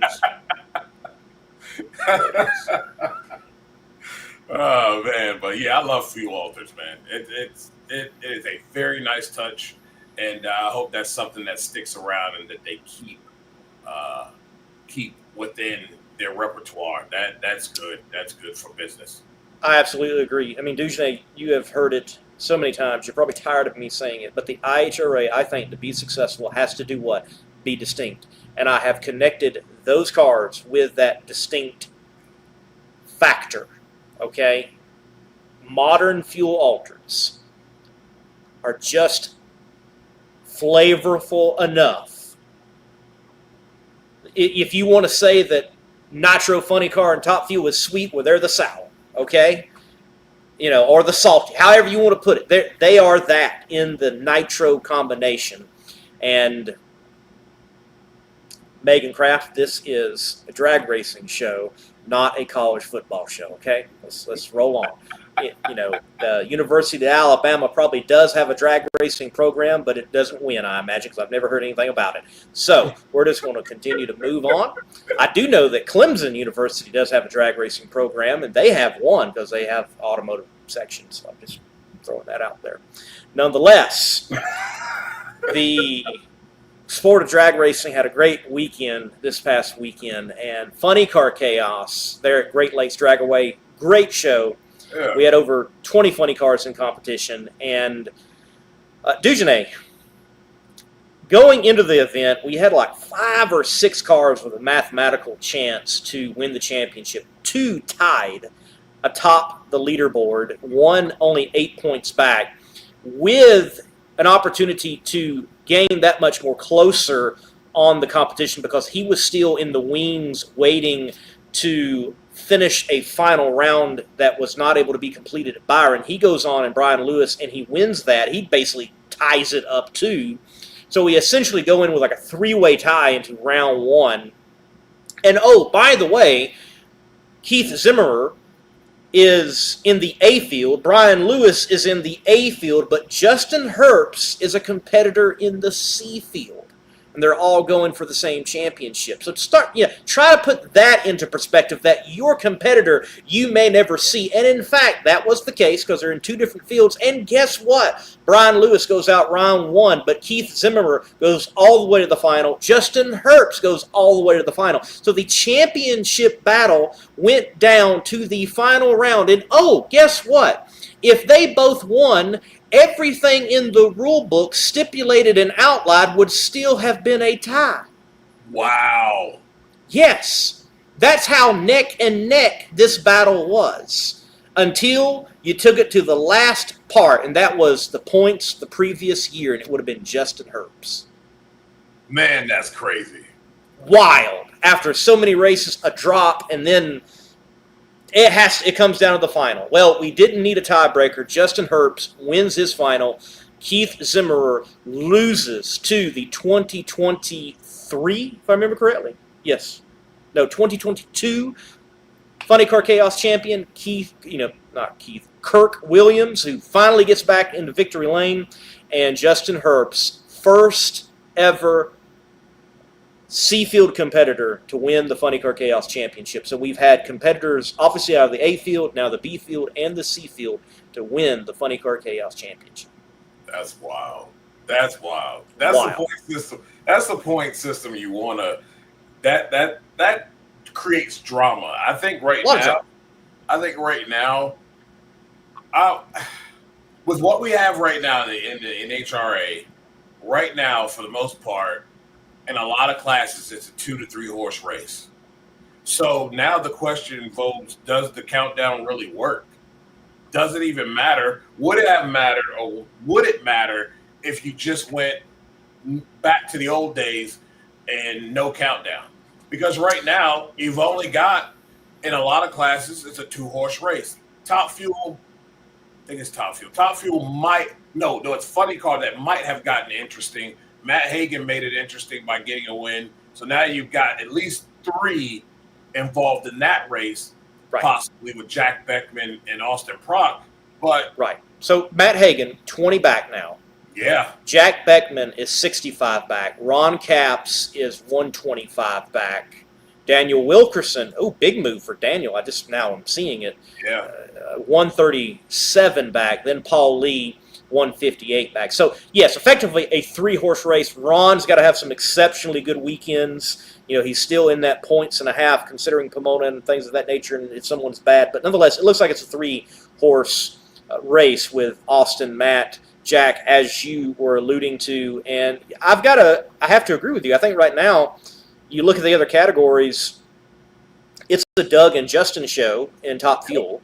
Yep. It's definitely a Dallas and Greg show in Pro Stock, and in Pro Stock Motorcycle, you could throw in Matt Smith there, but I wouldn't put my odds on Matt right now. The consistency's not there, honestly, right. I feel. Right. Until they figure out whether it's a parts issue, which he seems to think that it is a parts issue, until they get that worked out, we know that he can step up and that bike can run well, but you can't be trusted when your track record for the season, you guys have had gremlins, and it just hasn't worked out for you. So right. It really is a 2-horse race until you prove otherwise, and you've got 3 races to do so. So, yeah, I don't – it's starting to become whether this countdown thing really works and whether it's really worth it or not. Some seasons it's funny to me. No matter what point system you're in, some years, some people just do that well that it doesn't matter. Yep. And some years you get this 4 or 5-way battle. But it happened in other... It just is going to work out how it's going to work out, period. Yeah. I mean, Funny Car Chaos, I just talked about it. There were times that Ken Singleton had it wrapped up. Kirk Williams, the year he won, it was wrapped. It was done. Like with 2 races to go. Yeah. Last several years, though, we've gone to the final event, and we're like, man, there's a lot of players involved over several different fields. So, as much as people like to come up with a scheme, sometimes you get out-schemed by just sheer good performance. Yeah. Yep. Sometimes you got to recognize that, and sometimes it's just that way, and then there's other times where you got good performance and something unforeseen happens and changes the whole entire dynamic. I mean, we can look at a lot of times in drag racing where the thing gets flipped on side its head because maybe somebody wrecks their car or has, some kind of catastrophe that changes things, and they can't reproduce what they had before the catastrophe. So, yeah, I don't know if there's any right or wrong way, I guess, to go with a point system. I think no matter what, you're always going to have that time where it's just guys who just run away with it because they were just that good that year, and the competition just wasn't consistent enough. Right. And look, we've got championship battles. It might not be as many players involved as I think we would like to see, but we still got championship battles between a couple of individuals, if not a few, and that's no different than years past. Yeah. As long, I just want to see it remain a tight points battle into Pomona. Yes. That's what I want to see. That's what I hope for. Now, look, I know that competitors don't. They want to be able to go into Pomona, and they're like, man, I'm good. I need to just put it in the beams on round 1, and I'm good. Like, I don't even need bonus points in qualifying. I am good. But certainly as fans, we want to see that championship battle. But yet, you also have to respect that if someone goes into Pomona and it's locked up, they did it. Yeah. And you have to give it to them. They did the job, and you have to reward them with that respect and recognize it.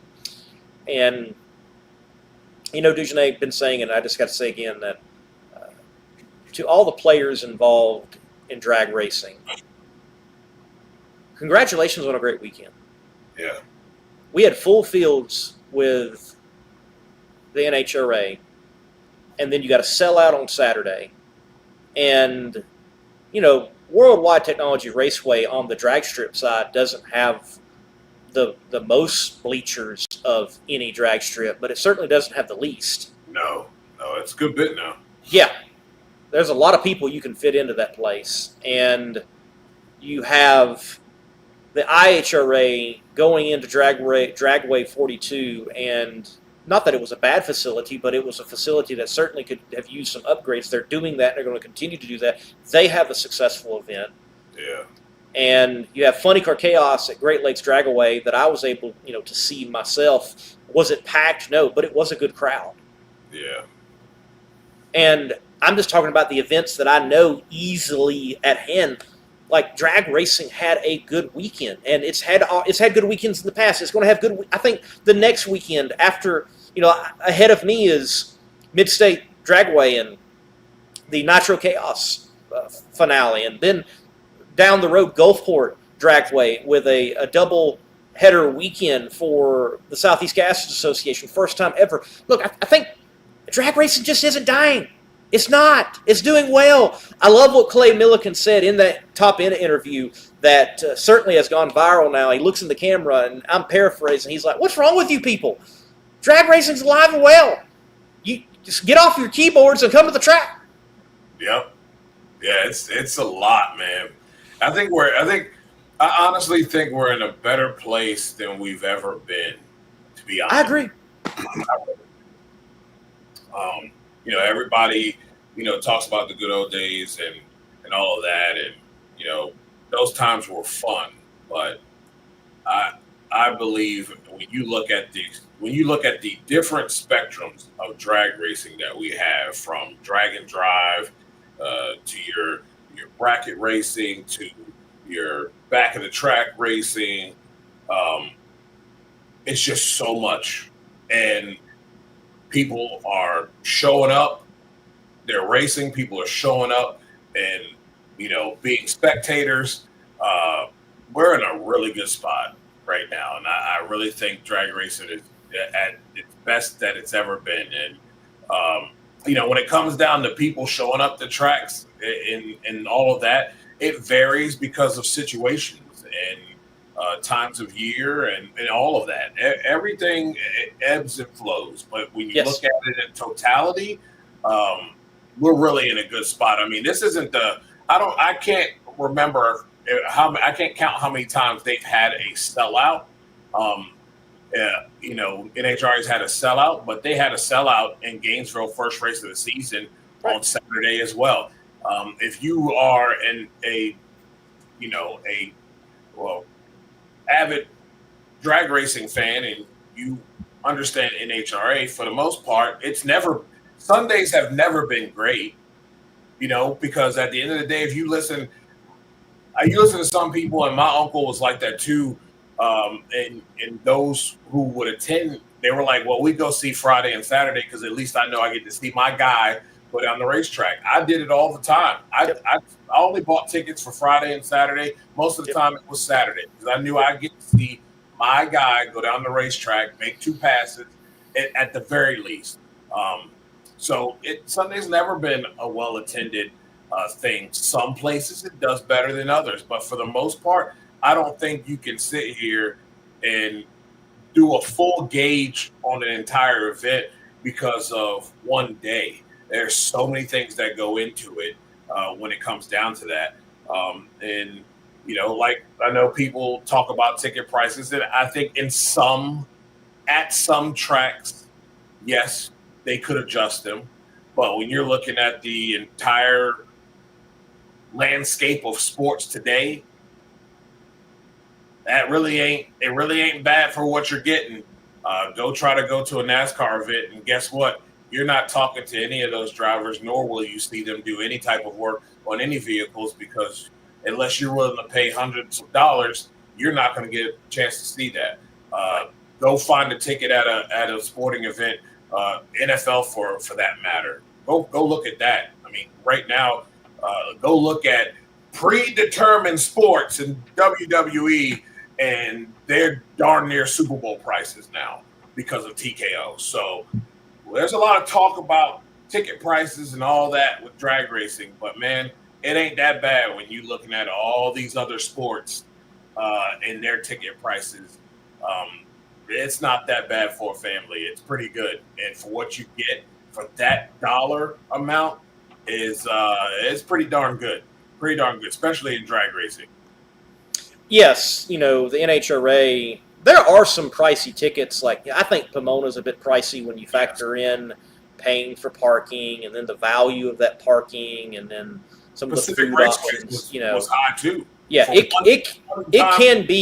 can be high, but like you just said, look, you compare it to stick and ball, that's a complete, or not even just stick and ball. Earlier this year, I was thinking of taking my wife to her first ever NASCAR Cup race, Nashville, just up the road from where I currently reside and will reside. I was like, no, we'll go watch the trucks. Like, I think that's better racing anyway, but it was a far better ticket. Or Xfinity, which I think is better racing. Far better ticket. The ticket for Cup was dumb. It's ridiculous. It was dumb. It is stupid. So when you look at that compared to drag racing, great value. And then you look at the value of like IHRA. I don't care who you cannot complain about the ticket price of the IHRA if you're a fan. If you're a drag racing fan and you're complaining about the ticket price at an IHRA event as it is right now, go get some more education or a better job or something. You're cheap because yeah, that's a good price. That's a very good price. Right, very good price. So, again, I think a lot of times another issue that people come across, sporting events, I think sometimes people don't mind paying a ticket. It's what you have to pay when you're once inside. Yep. For a bottle of water, for a beer, for a sandwich, for those things. Look, that does not mean that you can't find good deals. I think In-N-Out Burger at In-N-Out Burger Pomona Drag Strip is a very good value. It's not that far off from what you pay at In-N-Out at an In-N-Out. Yeah. And same quality. But I do know that it costs me a whole lot more to get a breakfast burrito at Pomona than it does outside. Yes. Okay? Even though at the particular breakfast burrito stand I'm thinking about at Pomona, they're really good. Now, and they're worth it. Yeah. But Some stadiums, though, vary. Like, for instance, at the Mercedes-Benz Dome for the Atlanta Falcons, you can find anything from ribs to burgers to pizza. And what they've done is they really have priced it very well, as if you were buying it out, going to a drive-through or going to a pizza joint. It's very affordable. And really, it seems like a lot of these newer stadiums are going along that price. I know, the Commanders owner, Josh Harris, that they made an adjustment on a lot of things at the current stadium. Some places are better than others, but I agree. It's like, when you look at the totality of it, like, food is no joke. You know what I mean? Like, right. It really isn't. It costs a whole lot when you start adding in ticket price and food. And if you're a family of four, that hurts the pockets a little bit. Right. Especially if and it depends on what a track will allow you to do or not to do. So I remember as a kid with my dad, again, going on Friday. Matter of fact, the first time I ever attended a NHRA elimination race day, it was a rain-delayed Monday Southern Nationals, and Antron Brown actually went on to win that year in Top Fuel. But that's the only reason I went. It was on a Monday, and it was a discounted ticket. I had never been to eliminations until then, always Friday night qualifying. But Dad and I, we would take the grill, we'd take the cooler, and we would just go outside the track and cook and eat in the middle of the day, and that's what we would do instead of buying a bunch of stuff inside. Yeah. And granted, at the time, though, I will say they don't have as much today. At the time, you could go to the track and get a lot of free stuff. Yeah, you could. That you can't today. I remember walking away, like MBNA, the financial group, like walk away with T-shirts and bags, and just there was so much stuff. It's just not the same. And okay, fine, great, and I didn't go for the free stuff, but it was nice to get. Yeah. But I don't think people are upset at an event paying a little bit more. But when you're being gouged. Oh yeah. Like when I have to pay $5 for a 20-ounce soda. Yeah, it's ridiculous. Right. Right. It better be gold flake in that soda. Right. That's when I buy the $10 refill one, and I'm coming back all day. Yep. Exactly. So, look, I get it. Racing's a business all the way around. I understand. And it is entertainment. And if you are going to be entertained, well, you got to pay up. I do understand. Don't get me wrong. Everybody's got to make a buck. But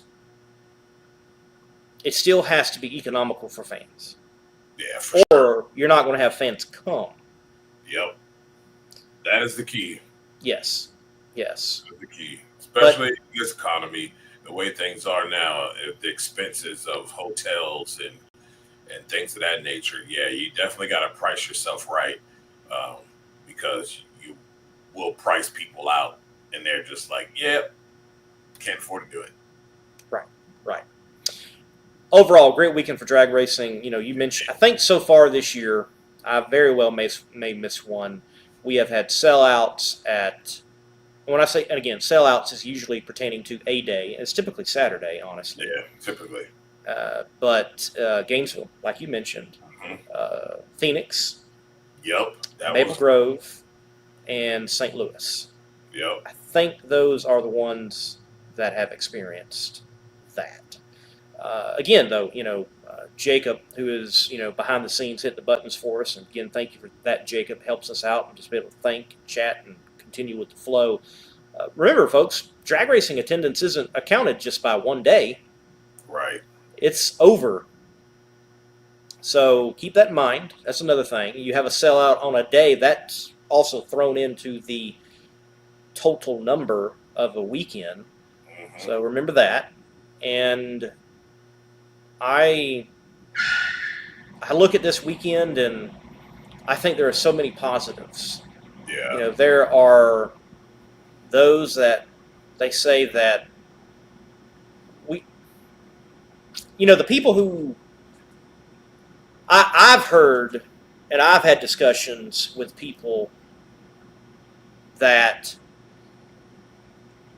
they were hoping for the NHRA to become something again long before there was ever a ray of light of it coming around. Like way before a Larry Jeffers ever buy it and this chain reaction begins. Yeah. Because they felt it was needed for the sport. And this past weekend is a great example that you can have a big money bracket race with over 400 cars. You can have Funny Car Chaos with 3 full fields. You can have IHRA drag racing with full fields. You can have NHRA drag racing with full fields. You can have IHRA having fuel. You can have all these things going on. And oh, by the way, outside of the big money bracket racing I'm referring to in the flings, the Funny Car Chaos event, the IHRA event, and the NHRA event all make a very nice triangle. Yeah. Yeah. Yep. So there's plenty of drag racing to go around. Oh, yeah. And it's only going to help the sport. On some and we can again have in drag racing 2 very strong bodies for nitromethane racing and beyond. So I think we're in a great time. I do hope there is cooperation, but if there's not, we had this weekend and we still had drag racing. Yep. And plenty of it. It worked out. And good of it. It's worked So out. Andrew asked, in the past, I've mentioned about alcohol classes and treatment, and I have mentioned that, but also I mentioned that not just because I'm saying it, but because, you can go watch interviews of Between the Slicks with Sean Bellemere and also Jackie Frick, and I'm saying it because they said it. Right. So the issue with IHRA right now, like only having 4 alcohol funny cars at this past event, it's very simple. People already had their schedules. Yep, they were committed. They were committed elsewhere, or they're fighting for a championship battle, and they are committed to that as well, and they are focused on that. So, for example, Kyle Smith, he's competed with the IHRA. I don't know if he was there this past weekend. He had just won an event, and that's a family operation, so they might have took a week off because of the week before to get the car ready for whatever their next event is. Ray Drew, he was considering about going, but like he's 30 minutes away, literally, from Great Lakes Dragaway. So he's like, yeah, I'll go run with Chaos because it's right down the road, and I run with Chaos anyway. And then also in Chaos, you've got those that have expressed they might possibly run with the IHRA sometimes in 2026 because they don't fit the rules for the NHRA, but they would be allowed to run at IHRA. And some have flat out said they just will never run the NHRA again, even though they have very capable cars and cars that are in the rules and never want to run NHRA again. So, oh, by the way, and then like you've got like a car behind me that might have run IHRA, and it's sitting right here at McKinney Court, 2 of them, in fact. So I think the biggest thing with IHRA, and you've got the car count that was lower in the floppers, is schedule. And if I may say, to some degree, I love Top Alcohol Funny Car, but Top Alcohol Funny Car just might not be as popular as it used to be. People seem to buy Pro Mods now and are in different classes. So, maybe that's the case as well. You just have less cars. But yet, you've got Funny Car Chaos and its competition. Matter of fact, there were 2 cars there that the Fosters were helping tune that would be great potentials to run in the IHRA. So I think it's a matter of scheduling and people already being committed to races. Worldwide Technology Raceway, if there had been alcohol there, then you might not have seen hardly any at the IHRA. They might have been actually competing there because some of them are chasing for a championship. So it might have been a completely different story. But let's take Phil, for example. Why go Phil? Why travel to Milwaukee, basically, to run Funny Car Chaos when I can go from outside of Cincinnati to West Salem, Ohio, and run my car? All right? Yeah.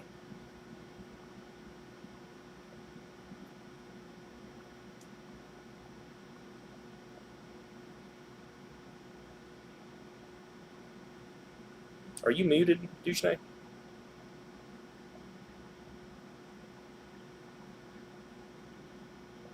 No?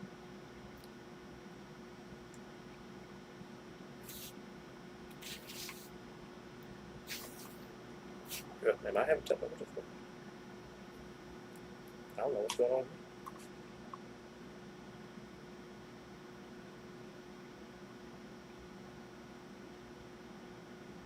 Just keep talking, Duchesne. I don't know what's happening on my side.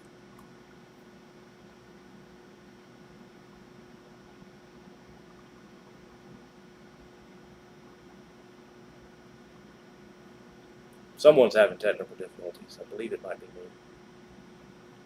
Oh, Memphis Lonnie saying you went silent.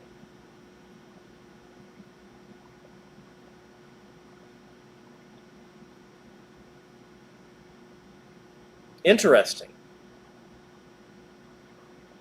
They can hear me, sadly.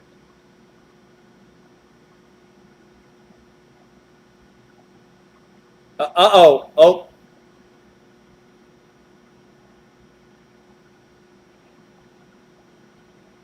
Nope, not yet.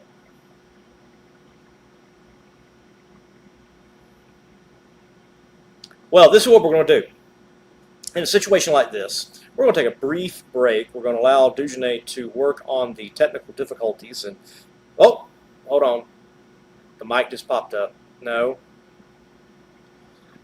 Oh, this is a GOAT comment right here. GOAT comment.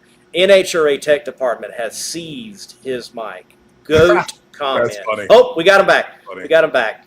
I don't know what happened right there. That I don't know either.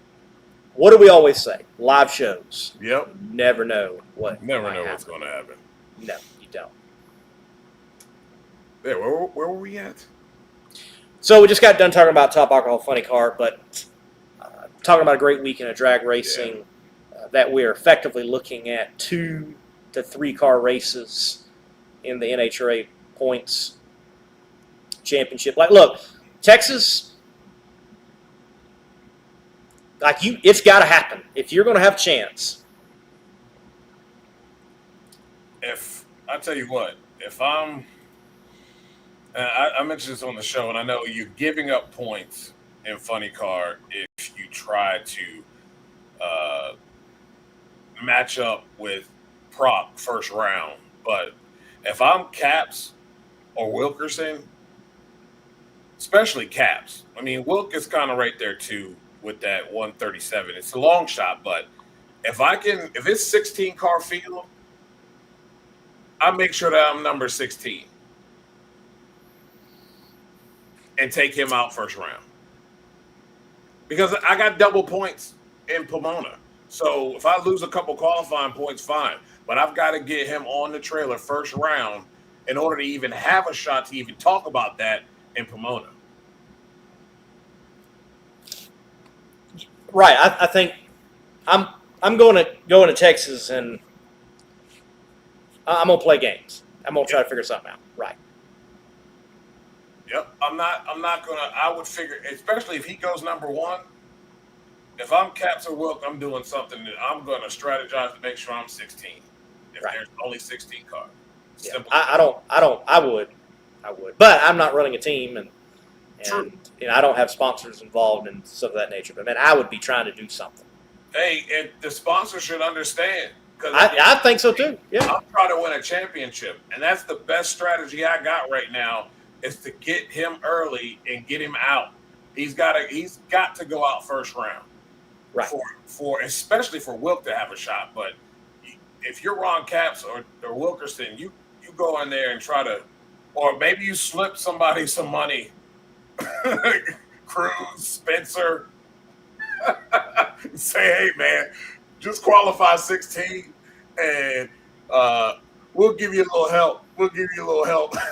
Well, it's get to the finish line and get him up out of here. Right. It's one of those deals like, let's take, since we're talking funny car, let's take a look at the entry list.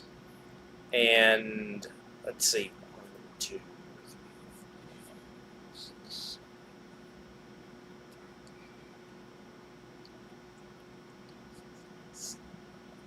Looks like there's 18 funny cars. No chance in hell then. Committed to Texas, okay? So, I'm looking at I'll be looking at let's see who is 16th, or let's see who lines up where, and yeah, I'm like so you need some tuna help? Can we come in and look at the computer? Help you out a little bit. The what is it? The enemy of my enemy is my friend. Yep. So, Andrew, I don't think that's. They did try it a few years ago. I don't think that helps them at all. Erica's 218 back. There ain't enough. It's done. That's done. There ain't enough first round losses to get her back in the game. Yeah, it's done. It would be win out, and like Dallas and Greg not even qualify. Right. They'd have to completely DNQ. Right. There's no chance. Hey, really no chance from 4. Really, Hartford is he's got that glimmer of hope is like a real faint little light in the distance. But from 4 on back, ain't no chance. You racing for 4th place. Maybe you get lucky, you get up there to Matt's area and you racing for 3rd. But outside of that, you're not smelling 1 or 2 spot. No. Maybe next year. and honestly, looking at it earlier,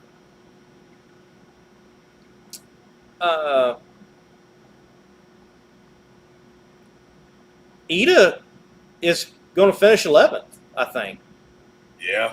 Like Jasmine might have a race or 2 left, but so does Ida, and Ida's ahead, so. Yeah. Yeah, she's going to finish 11th. Yeah, I really do believe so. That is, that's pretty darn good, man. A lot of shuffling that can happen between 10, 9, 8, possibly, all the way up probably to about Brittany's spot, I'd say. Well, you could probably go all the way up to almost Tony's spot if you do it right. You get this pretty quickly, but that Tony going out round 1, that hurt. Yeah, that hurt. That hurt. And then also, look, I know it's not done yet, and we're going into Texas, and Texas has been really good to Justin Ashley. And worldwide technology this time around was not as bad as it has been to Justin. Right. But he got his matchup, and the win light didn't come on. Yeah. Well, like I said it on my show. So, Justin Ashley is Joe Burrow. And his crew chiefs remind me of Zach Taylor. Very good, very decent coach, not a great coach. He can call a good offense, not call a great offense. But because he's got an elite quarterback, makes him look good. And right now, Mike Green and the crew are just an average coaching staff right now. And they have an elite quarterback that's getting them wins. And in order for them to throw the daggers when they need to and come up with a game plan that's going to put them on the board, they got to find those 60 somewhere. But because you haven't done it all season, do you sacrifice trying to do that and make a mistake instead of just keep the steady Eddie? Because at the end of the day, you're still in the hunt. And you're still in the hunt for a championship. And you hope that, which we have seen from Doug Coletta, he is known to catch the case of the yips here and there. So I think you just stay steady Eddie. Just admit this year you don't have the game plan, you don't have the tune-up for it right now. You just admit that, and you keep going with it, and you let your elite quarterback go out there and win your ball game. You're certainly right on elite quarterback. Justin is definitely that. In the losing matchup, it was a 040 something to a 060. Now, look, 060 is not a bad light. Don't get me wrong, by Doug Coletta, but to the stripe, you've got in one column a 9 and the other column an 8. So, yeah, there you go. But this was a moment as a team moment. And Justin, every time he's on this show, he's like, it's a team. Yep. And it's a team stat. It's a team this, and it's a team that. And, well, as a team, they didn't win. And that was a round that, for me, I definitely wanted to see that team turn on the win light to showcase that in that type of moment, they are that winning team. Yeah. Because right now, my chips are in for the Top Field Championship with Doug Coletta, and the reason is all the way back to Reading. Yep. Because they pull out that backup car, and they turn on a win light to get them to the final. Yep. I don't know too many teams in recent history that pull out a backup car in the next round, go turn on a win light. It's not impossible, but you don't see it that often. But they did it in the confines of first race of the playoffs, first race of this countdown, and they have this incident, and they go out there and they make it to the final by turning on a win light after pulling out the backup car. To me, that is that moment that defines we're ready and we're capable of winning. It's the team that that they've got the quarterback and the offense that with a minute 30 on the clock, you gave them too much time. Bill Walsh, Joe Montana, Andy Reid, and Pat Mahomes, Tom Brady, and the great wizard who is now in North Carolina. Yeah. Yeah. So, and it makes sense because it's someone as capable as Coletta and then Johnson. Yep. And how many times has Johnson pulled out that last run? Yeah. I'll say instead of drive. Ask Doug about that. Right. And they did it also before because he had the tire incident at Reading. Yep. Sure did. Now, that was qualifying, don't get me wrong, but they're able to bring a car out and excel. So it's hard to bet against that. Right. He's going to have to go out there and take it. Justin's going to have to go out there and take it. Right. It's just that simple. It's going to have to be one of those times that, you're going to have to go out there and dominate. And it's going to require you. You've been putting it on your back all this time. He's shown that he's very much capable of doing that. Pressure doesn't bother him. So he's going to have to, No. next 3 races, he's going to have to go out there and he's going to have to take one from Doug. And if they take one from Doug, I think they got a real good shot at winning the championship. But right now, I'm with you. The chips are in Doug Coletta's camp right now. Yes. So we got a battle. It's going to be a good battle. Would like to see a few more players, but we got a good battle between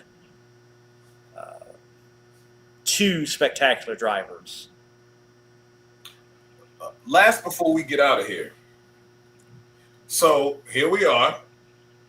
We are now going into the back half of this countdown. We got a week off, and we had the whistleblower and Antron Brown express his, dislike. Oh, Yet we still don't have an answer from the full letter. Yeah, we don't.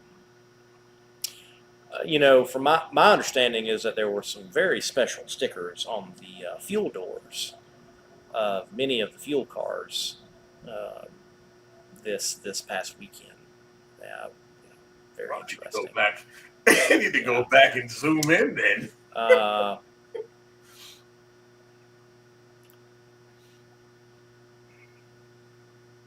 The tech department needs prayer. They need more than that. They are. I get it. They're understaffed, but no excuses. It's a professional outfit.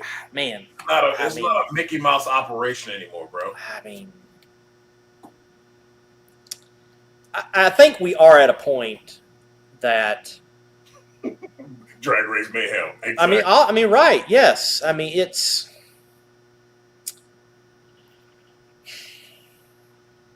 Yeah, get out there and look at these cars. Yeah. That's why I said in the past, it's very that tech department thing. I laugh because that is said very loosely. That is loose, very loose, because they have a certain thing they might be checking that day. Doesn't mean they check everything. It's not like they got a 10-point inspection of what they got on every car when it comes through. That's not how it works. So, we throw around that word and it sounds good and all of that. But at the end of the day, that's all it is. It sounds good. And I've said it before. They do need more. They need more eyes. You have to spend money to make money. And if you want to have fairness and you want to make sure that everybody's doing the right thing and you want to be a tech department, then you got to pay for the bodies to be able to do it. It's just that simple. But I also think some things have got to change as well with leadership. So I guess it's time for a tunnel. You know what I mean? NASCAR has for years. I mean, they even, I don't know.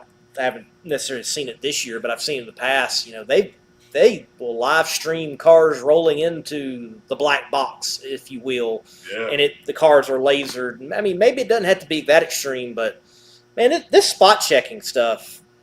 I mean, let's go back to last year with Buddy Hull and the headers, being off a degree, and I just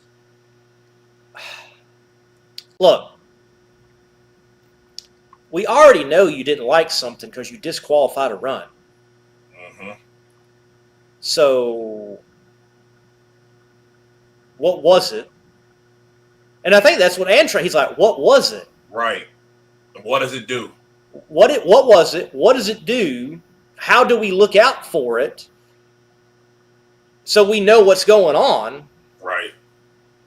And look, for NASCAR doesn't get it right sometimes, but I do like how they got to the point where we catch you, we're putting it on display.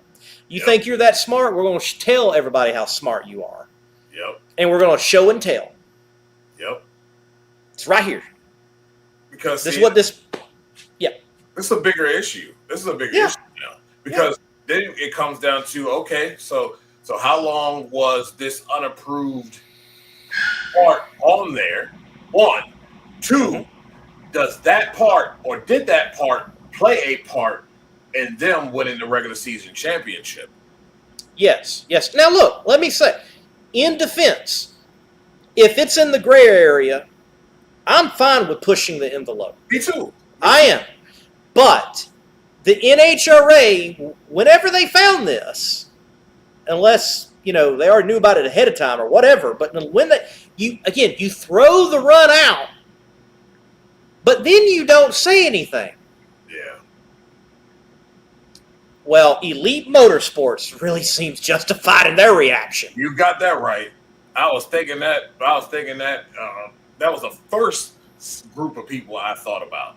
Like flat out just NHRA tech department, NHRA media department that was told by whoever to write all that stuff. Well, whoever. Glenn. Richard he's owed an apology letter. It's what's good for the goose, good for the gander, or however you want to put it. My goodness, if you set the precedence. Like I said, the standard. I said it when it happened. The standard is the standard, but I guess the standard isn't the standard. So are we protecting? I'm gonna say it. Are we protecting the golden goose? I would hate to think so, and I think Tony would not want that either. No, and this is not directed at Tony, but yeah, this is what it looks like. It does. I'm saying that. This is what it looks like. It does. You don't want speculation, then clear it up, because Right. otherwise, it's my job to speculate. Right. That company speak that some of you doing. And here we are again. How many times on this show, for years now, I've been, the NHRA takes 2 steps forward and then 1 step back, and it's usually in a PR way. Somehow, some way, they take a step back, and there are all these little instances with tech or with safety or a rule violation or something. It's like, all right, guys, there's been a screw up. You did this with Elite, and then you don't do this with TSR. All right? That ain't cool. 2026. There's a statement. This is how we will handle infractions. And you lay it out. And maybe it only is to members of the media. Maybe it only is to teams. But you lay it out. You give yourself expectations to go by, and everybody else will know too as well. Yep.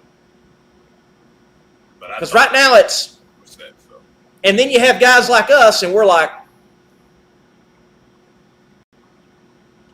well, you did this, but then you do this. So which one is it? And one is a wheel. Yeah. And the other is a mystery traction control device, apparently. And I don't know about you, Duchenay, but across the board in racing, traction control, depending on the series, is no. Mm-hmm. Yeah. I believe there was a NASCAR incident that they were I think they found it out, and I forget who the driver was, but I know he wanted to go to Joe Gibbs, and Joe Gibbs was like, "Nah, I'm not doing that." And then they found it out and said, "If we find it, you will be out of here, and you will not come back."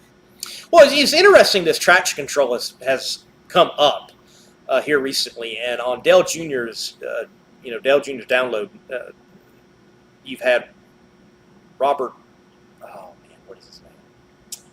Dang, NASCAR crew chief, and then NASCAR head of tech, Pemberton, Robert Pemberton, something like that. Okay, man. And he talks about traction control. And he says what you just did. He's like, we could hear it. They were testing it. We're not saying anybody ran it, but they were testing it. And we just went out ahead and said, if we find it and you have ran it, you're done. Yeah. So, again, if they were pushing the gray area, man, I'm all for that. But we already know now that the NHRA didn't like it. So, one, it shouldn't be on the car now. No, it's okay. not. Yeah, it shouldn't be there. Two, what the heck's going on with communication? Look, if NHRA comes out next year and says infractions will be posted and duly noted through NHRAracer.com and only there, I'm fine with that. Me too. If they say in 2024, 2026, infractions dependent on level, however they want to rank it, and give us a ranking system, will go out of this certain rank and higher. Okay, great. I just figure a system. Yeah.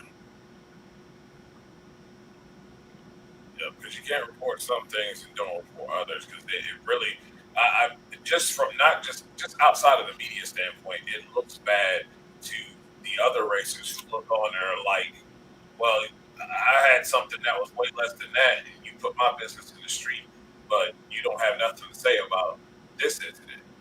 You know what's going to be a real conundrum? Is if Tony has an incident in the Elite Motorsports top fuel car. What does the NHRA do?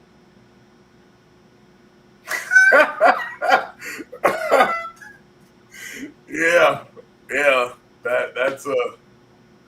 That's an interesting one there.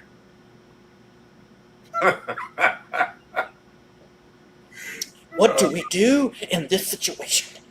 They're gonna figure it out on the fly. Again, just come up with a system. Need a system. That's all. And consistency. That's it. Yes, just consistency. That's all we're asking. Just, yeah. And whoever's making the calls, just consistency. That's it. Yeah. Because it's kind of confusing. Oh, yeah. If I was Richard, I'd be cussing somebody. Right? I would want my apology letter. Exactly. ASAP. I would want my apology letter. And again, I'm glad Antron expressed what he did, and I'm glad too. We all need to send a thank you card to Amanda Busick. She's like, Wait. What are you talking about? You're not getting away with this one. What are you talking about? Yeah. I mean, she stopped. So cryptic messages. And yeah. She was like, nah. What we talking about here? What we talking about? Right. And then they go talk to Tony. So on that side of things, like, hey, kudos to Fox and that team. Amanda does her job there, then they send her, and they ask it. We start getting things pieced together. And I do wonder if, like, someone from Fox talked with NHRA and NHRA Fox. I don't know if they know when that was going to come out on live television, but it did. Mm-hmm. Yep. It was nice to have that hot mic, that's for sure. Yeah, I mean, and again, if it comes out live, it should. It's fine. I got no issue going back to the Tony Petragon and Eric Enders thing. Nope, that was great. That was great. That was great. I'm okay with Erica getting upset. It's touchy for her. I don't mind people being emotional. We're humans. We got emotions. That's cool. Don't mind Tony asking a question. I don't think he was out of line. He didn't accuse. He's like, hey, people are out there talking. Yep. Okay? Like, we can have some real conversations. Exactly. Yeah, that was good stuff. Yeah. I bet we're not done with tech stuff yet. Oh, no. I bet we're not done. No. They've already taken a step back. What's going to stop them from taking another step back? Right. We're not done. We're not done. We're not done yet. We're not done. I just hope, though, when it does occur, that people aren't on planes or vacation. Oh, you know that's going to happen. Yeah. On, I just man. hope that's the case. Those folks can't be trusted. Right. Look, man, it's... If the Southeast Gassers Association can disqualify the owner who competes in A-gas because he passed the scales and then his crew members touched the car because he couldn't get it mechanically back up to go on the scales, and touching the car is a disqualification. That's the Southeast Gassers Association.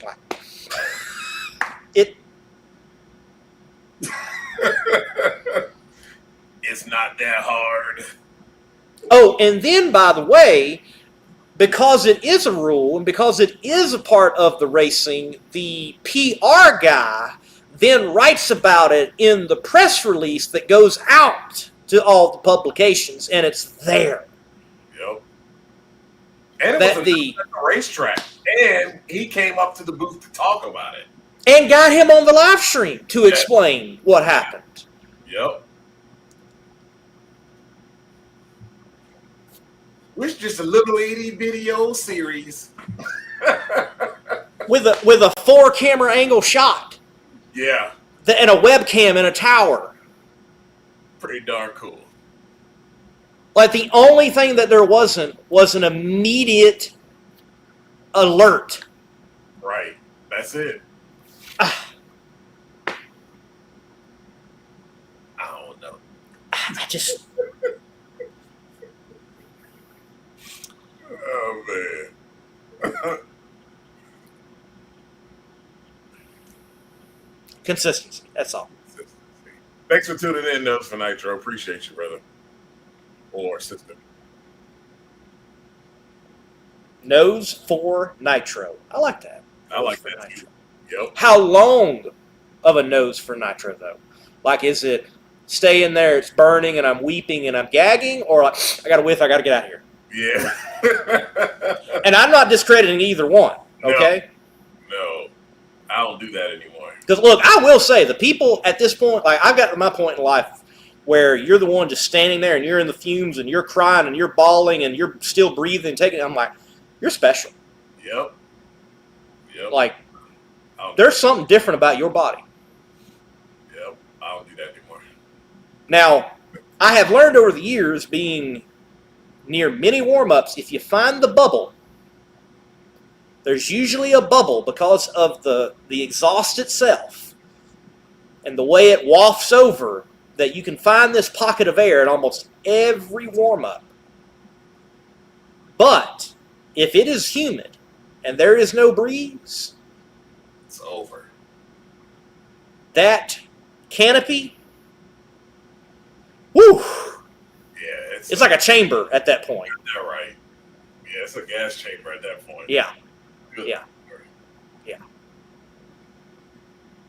All right. Well, I think, DJ, unless there's anything else, I think we have already ensured that Bobby Bennett is going to be getting emails on Competition Plus Power Hour tonight. So good. They can holler at me too. They could. Yeah, they could. Me too. I'd still like my phone call. I still haven't got my phone call in like 2 years. So I mean, that would be great. Yeah. Yeah. I left my number. Yep. We're good, man. Let's get up out of here. We got some great drag racing going on, and you know, even with all that being said, we got some stuff to talk about. That's right. That's good. We've got some stuff to talk about, and some of it, needs to be corrected. But overall, we're talking about it. Look, congratulations to the team at Worldwide Technology Raceway and the NHRA. Sold out, great event. What coverage I caught on NHRA.tv, I thought it was good. I enjoyed it. Hey, congratulations to IHRA. They continue to move forward. They're impacting the sport already in a great way. coverage has been great, and they did it at a track that I'm sure was not the easiest track to set up and do that type of event, even though they're going to get it there. I suspect not too far away, the Lot Motorsports Park is going to be their best crowd of the year, and they're going to have a banger crowd and a great show. And man, Chris Graves, Funny Car Chaos, what a great show that was. The fling was great. Drag racing. You know, I know some people like to play off of a political slogan with drag racing, and they say "Make drag racing great again," or "Make drag racing greater," or things of that nature. How about I think drag racing is great right now. It is.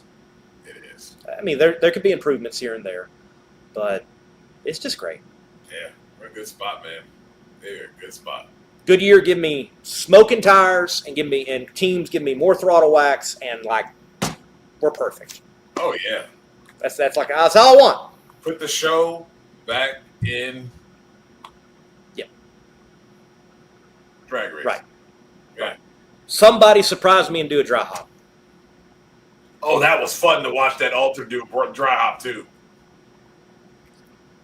I'm telling you, long smoky burnouts, or at this point, just smoky burnouts, throttle wax, and dry hops. Fans will be happy. Yep. I'm telling you. Okay. Everybody, have a good night. It's great to talk about the sport of drag racing. A lot of good things are going on. And I can't wait to be at the track this weekend there at Mid-State Dragway for the Nitro Chaos Finals. It is going to be a good event, and there's good drag racing going on elsewhere. I don't know right offhand, but there is. I think Worldwide Technology Race will actually have divisional regional action this weekend. I think usually after the national event they do. Yeah. So, and usually they have a package that if you bring in your ticket, or you show proof that you purchased your national event ticket, they let you in for free. Yes. For the divisional regional action. So, man, use that. Go to the drag strip again, get in for free, enjoy some alcohol concerning Top Alcohol and Top Alcohol Dragster and Top Alcohol Funny Car and divisional action taking place with a lot of great cars and great drag racing, great people. So go enjoy another weekend at the drag strip if you get an opportunity. Yeah, I think that would be fun. That would be a lot of fun. And folks, look, if you were at Great Lakes Dragaway and enjoyed Funny Car Chaos, you will enjoy Nitro Chaos. It's not that far down the road to go to Havana, Illinois, what was Central Illinois Dragway, now back to its original name, Mid-State Dragway. So check it out. Yeah, good stuff. Good stuff. All right. I like that. Nose for Nitro, Trooper. Well, I think we've been troopers. We're here almost at the 2.5 hour mark. Yeah. Yakking it up here on the Competition Plus Power Hour. Bobby Bennett getting his money's worth here tonight. Dujane, anything else? Nah, man, I think we covered it. Good. I'm glad that's the case. Well, to each and every one of you, keep enjoying drag racing. God bless. Keep the pedal to the metal. I'm Lee Kraft, a.k.a. the Monday Morning Racer, and that is Mr. Dujane Bland. We're out. QuarterMileClassifieds.com is a new and easier alternative to online classified advertising. We make it a simple experience with $20 getting your car, hauler, engine, or parts listed for 2 weeks. If you want to make a bigger splash, we have VIP listings that provide even more exposure, including social media. On QuarterMileClassifieds.com, you get up to 10 photos of video and up to 2,000 characters to deliver the message you need to make the sale. QuarterMileClassifieds.com is a trusted classified ad partner of Competition Plus and the Roof Deck Top Eliminator Bonus Fund. Visit QuarterMileClassifieds.com today.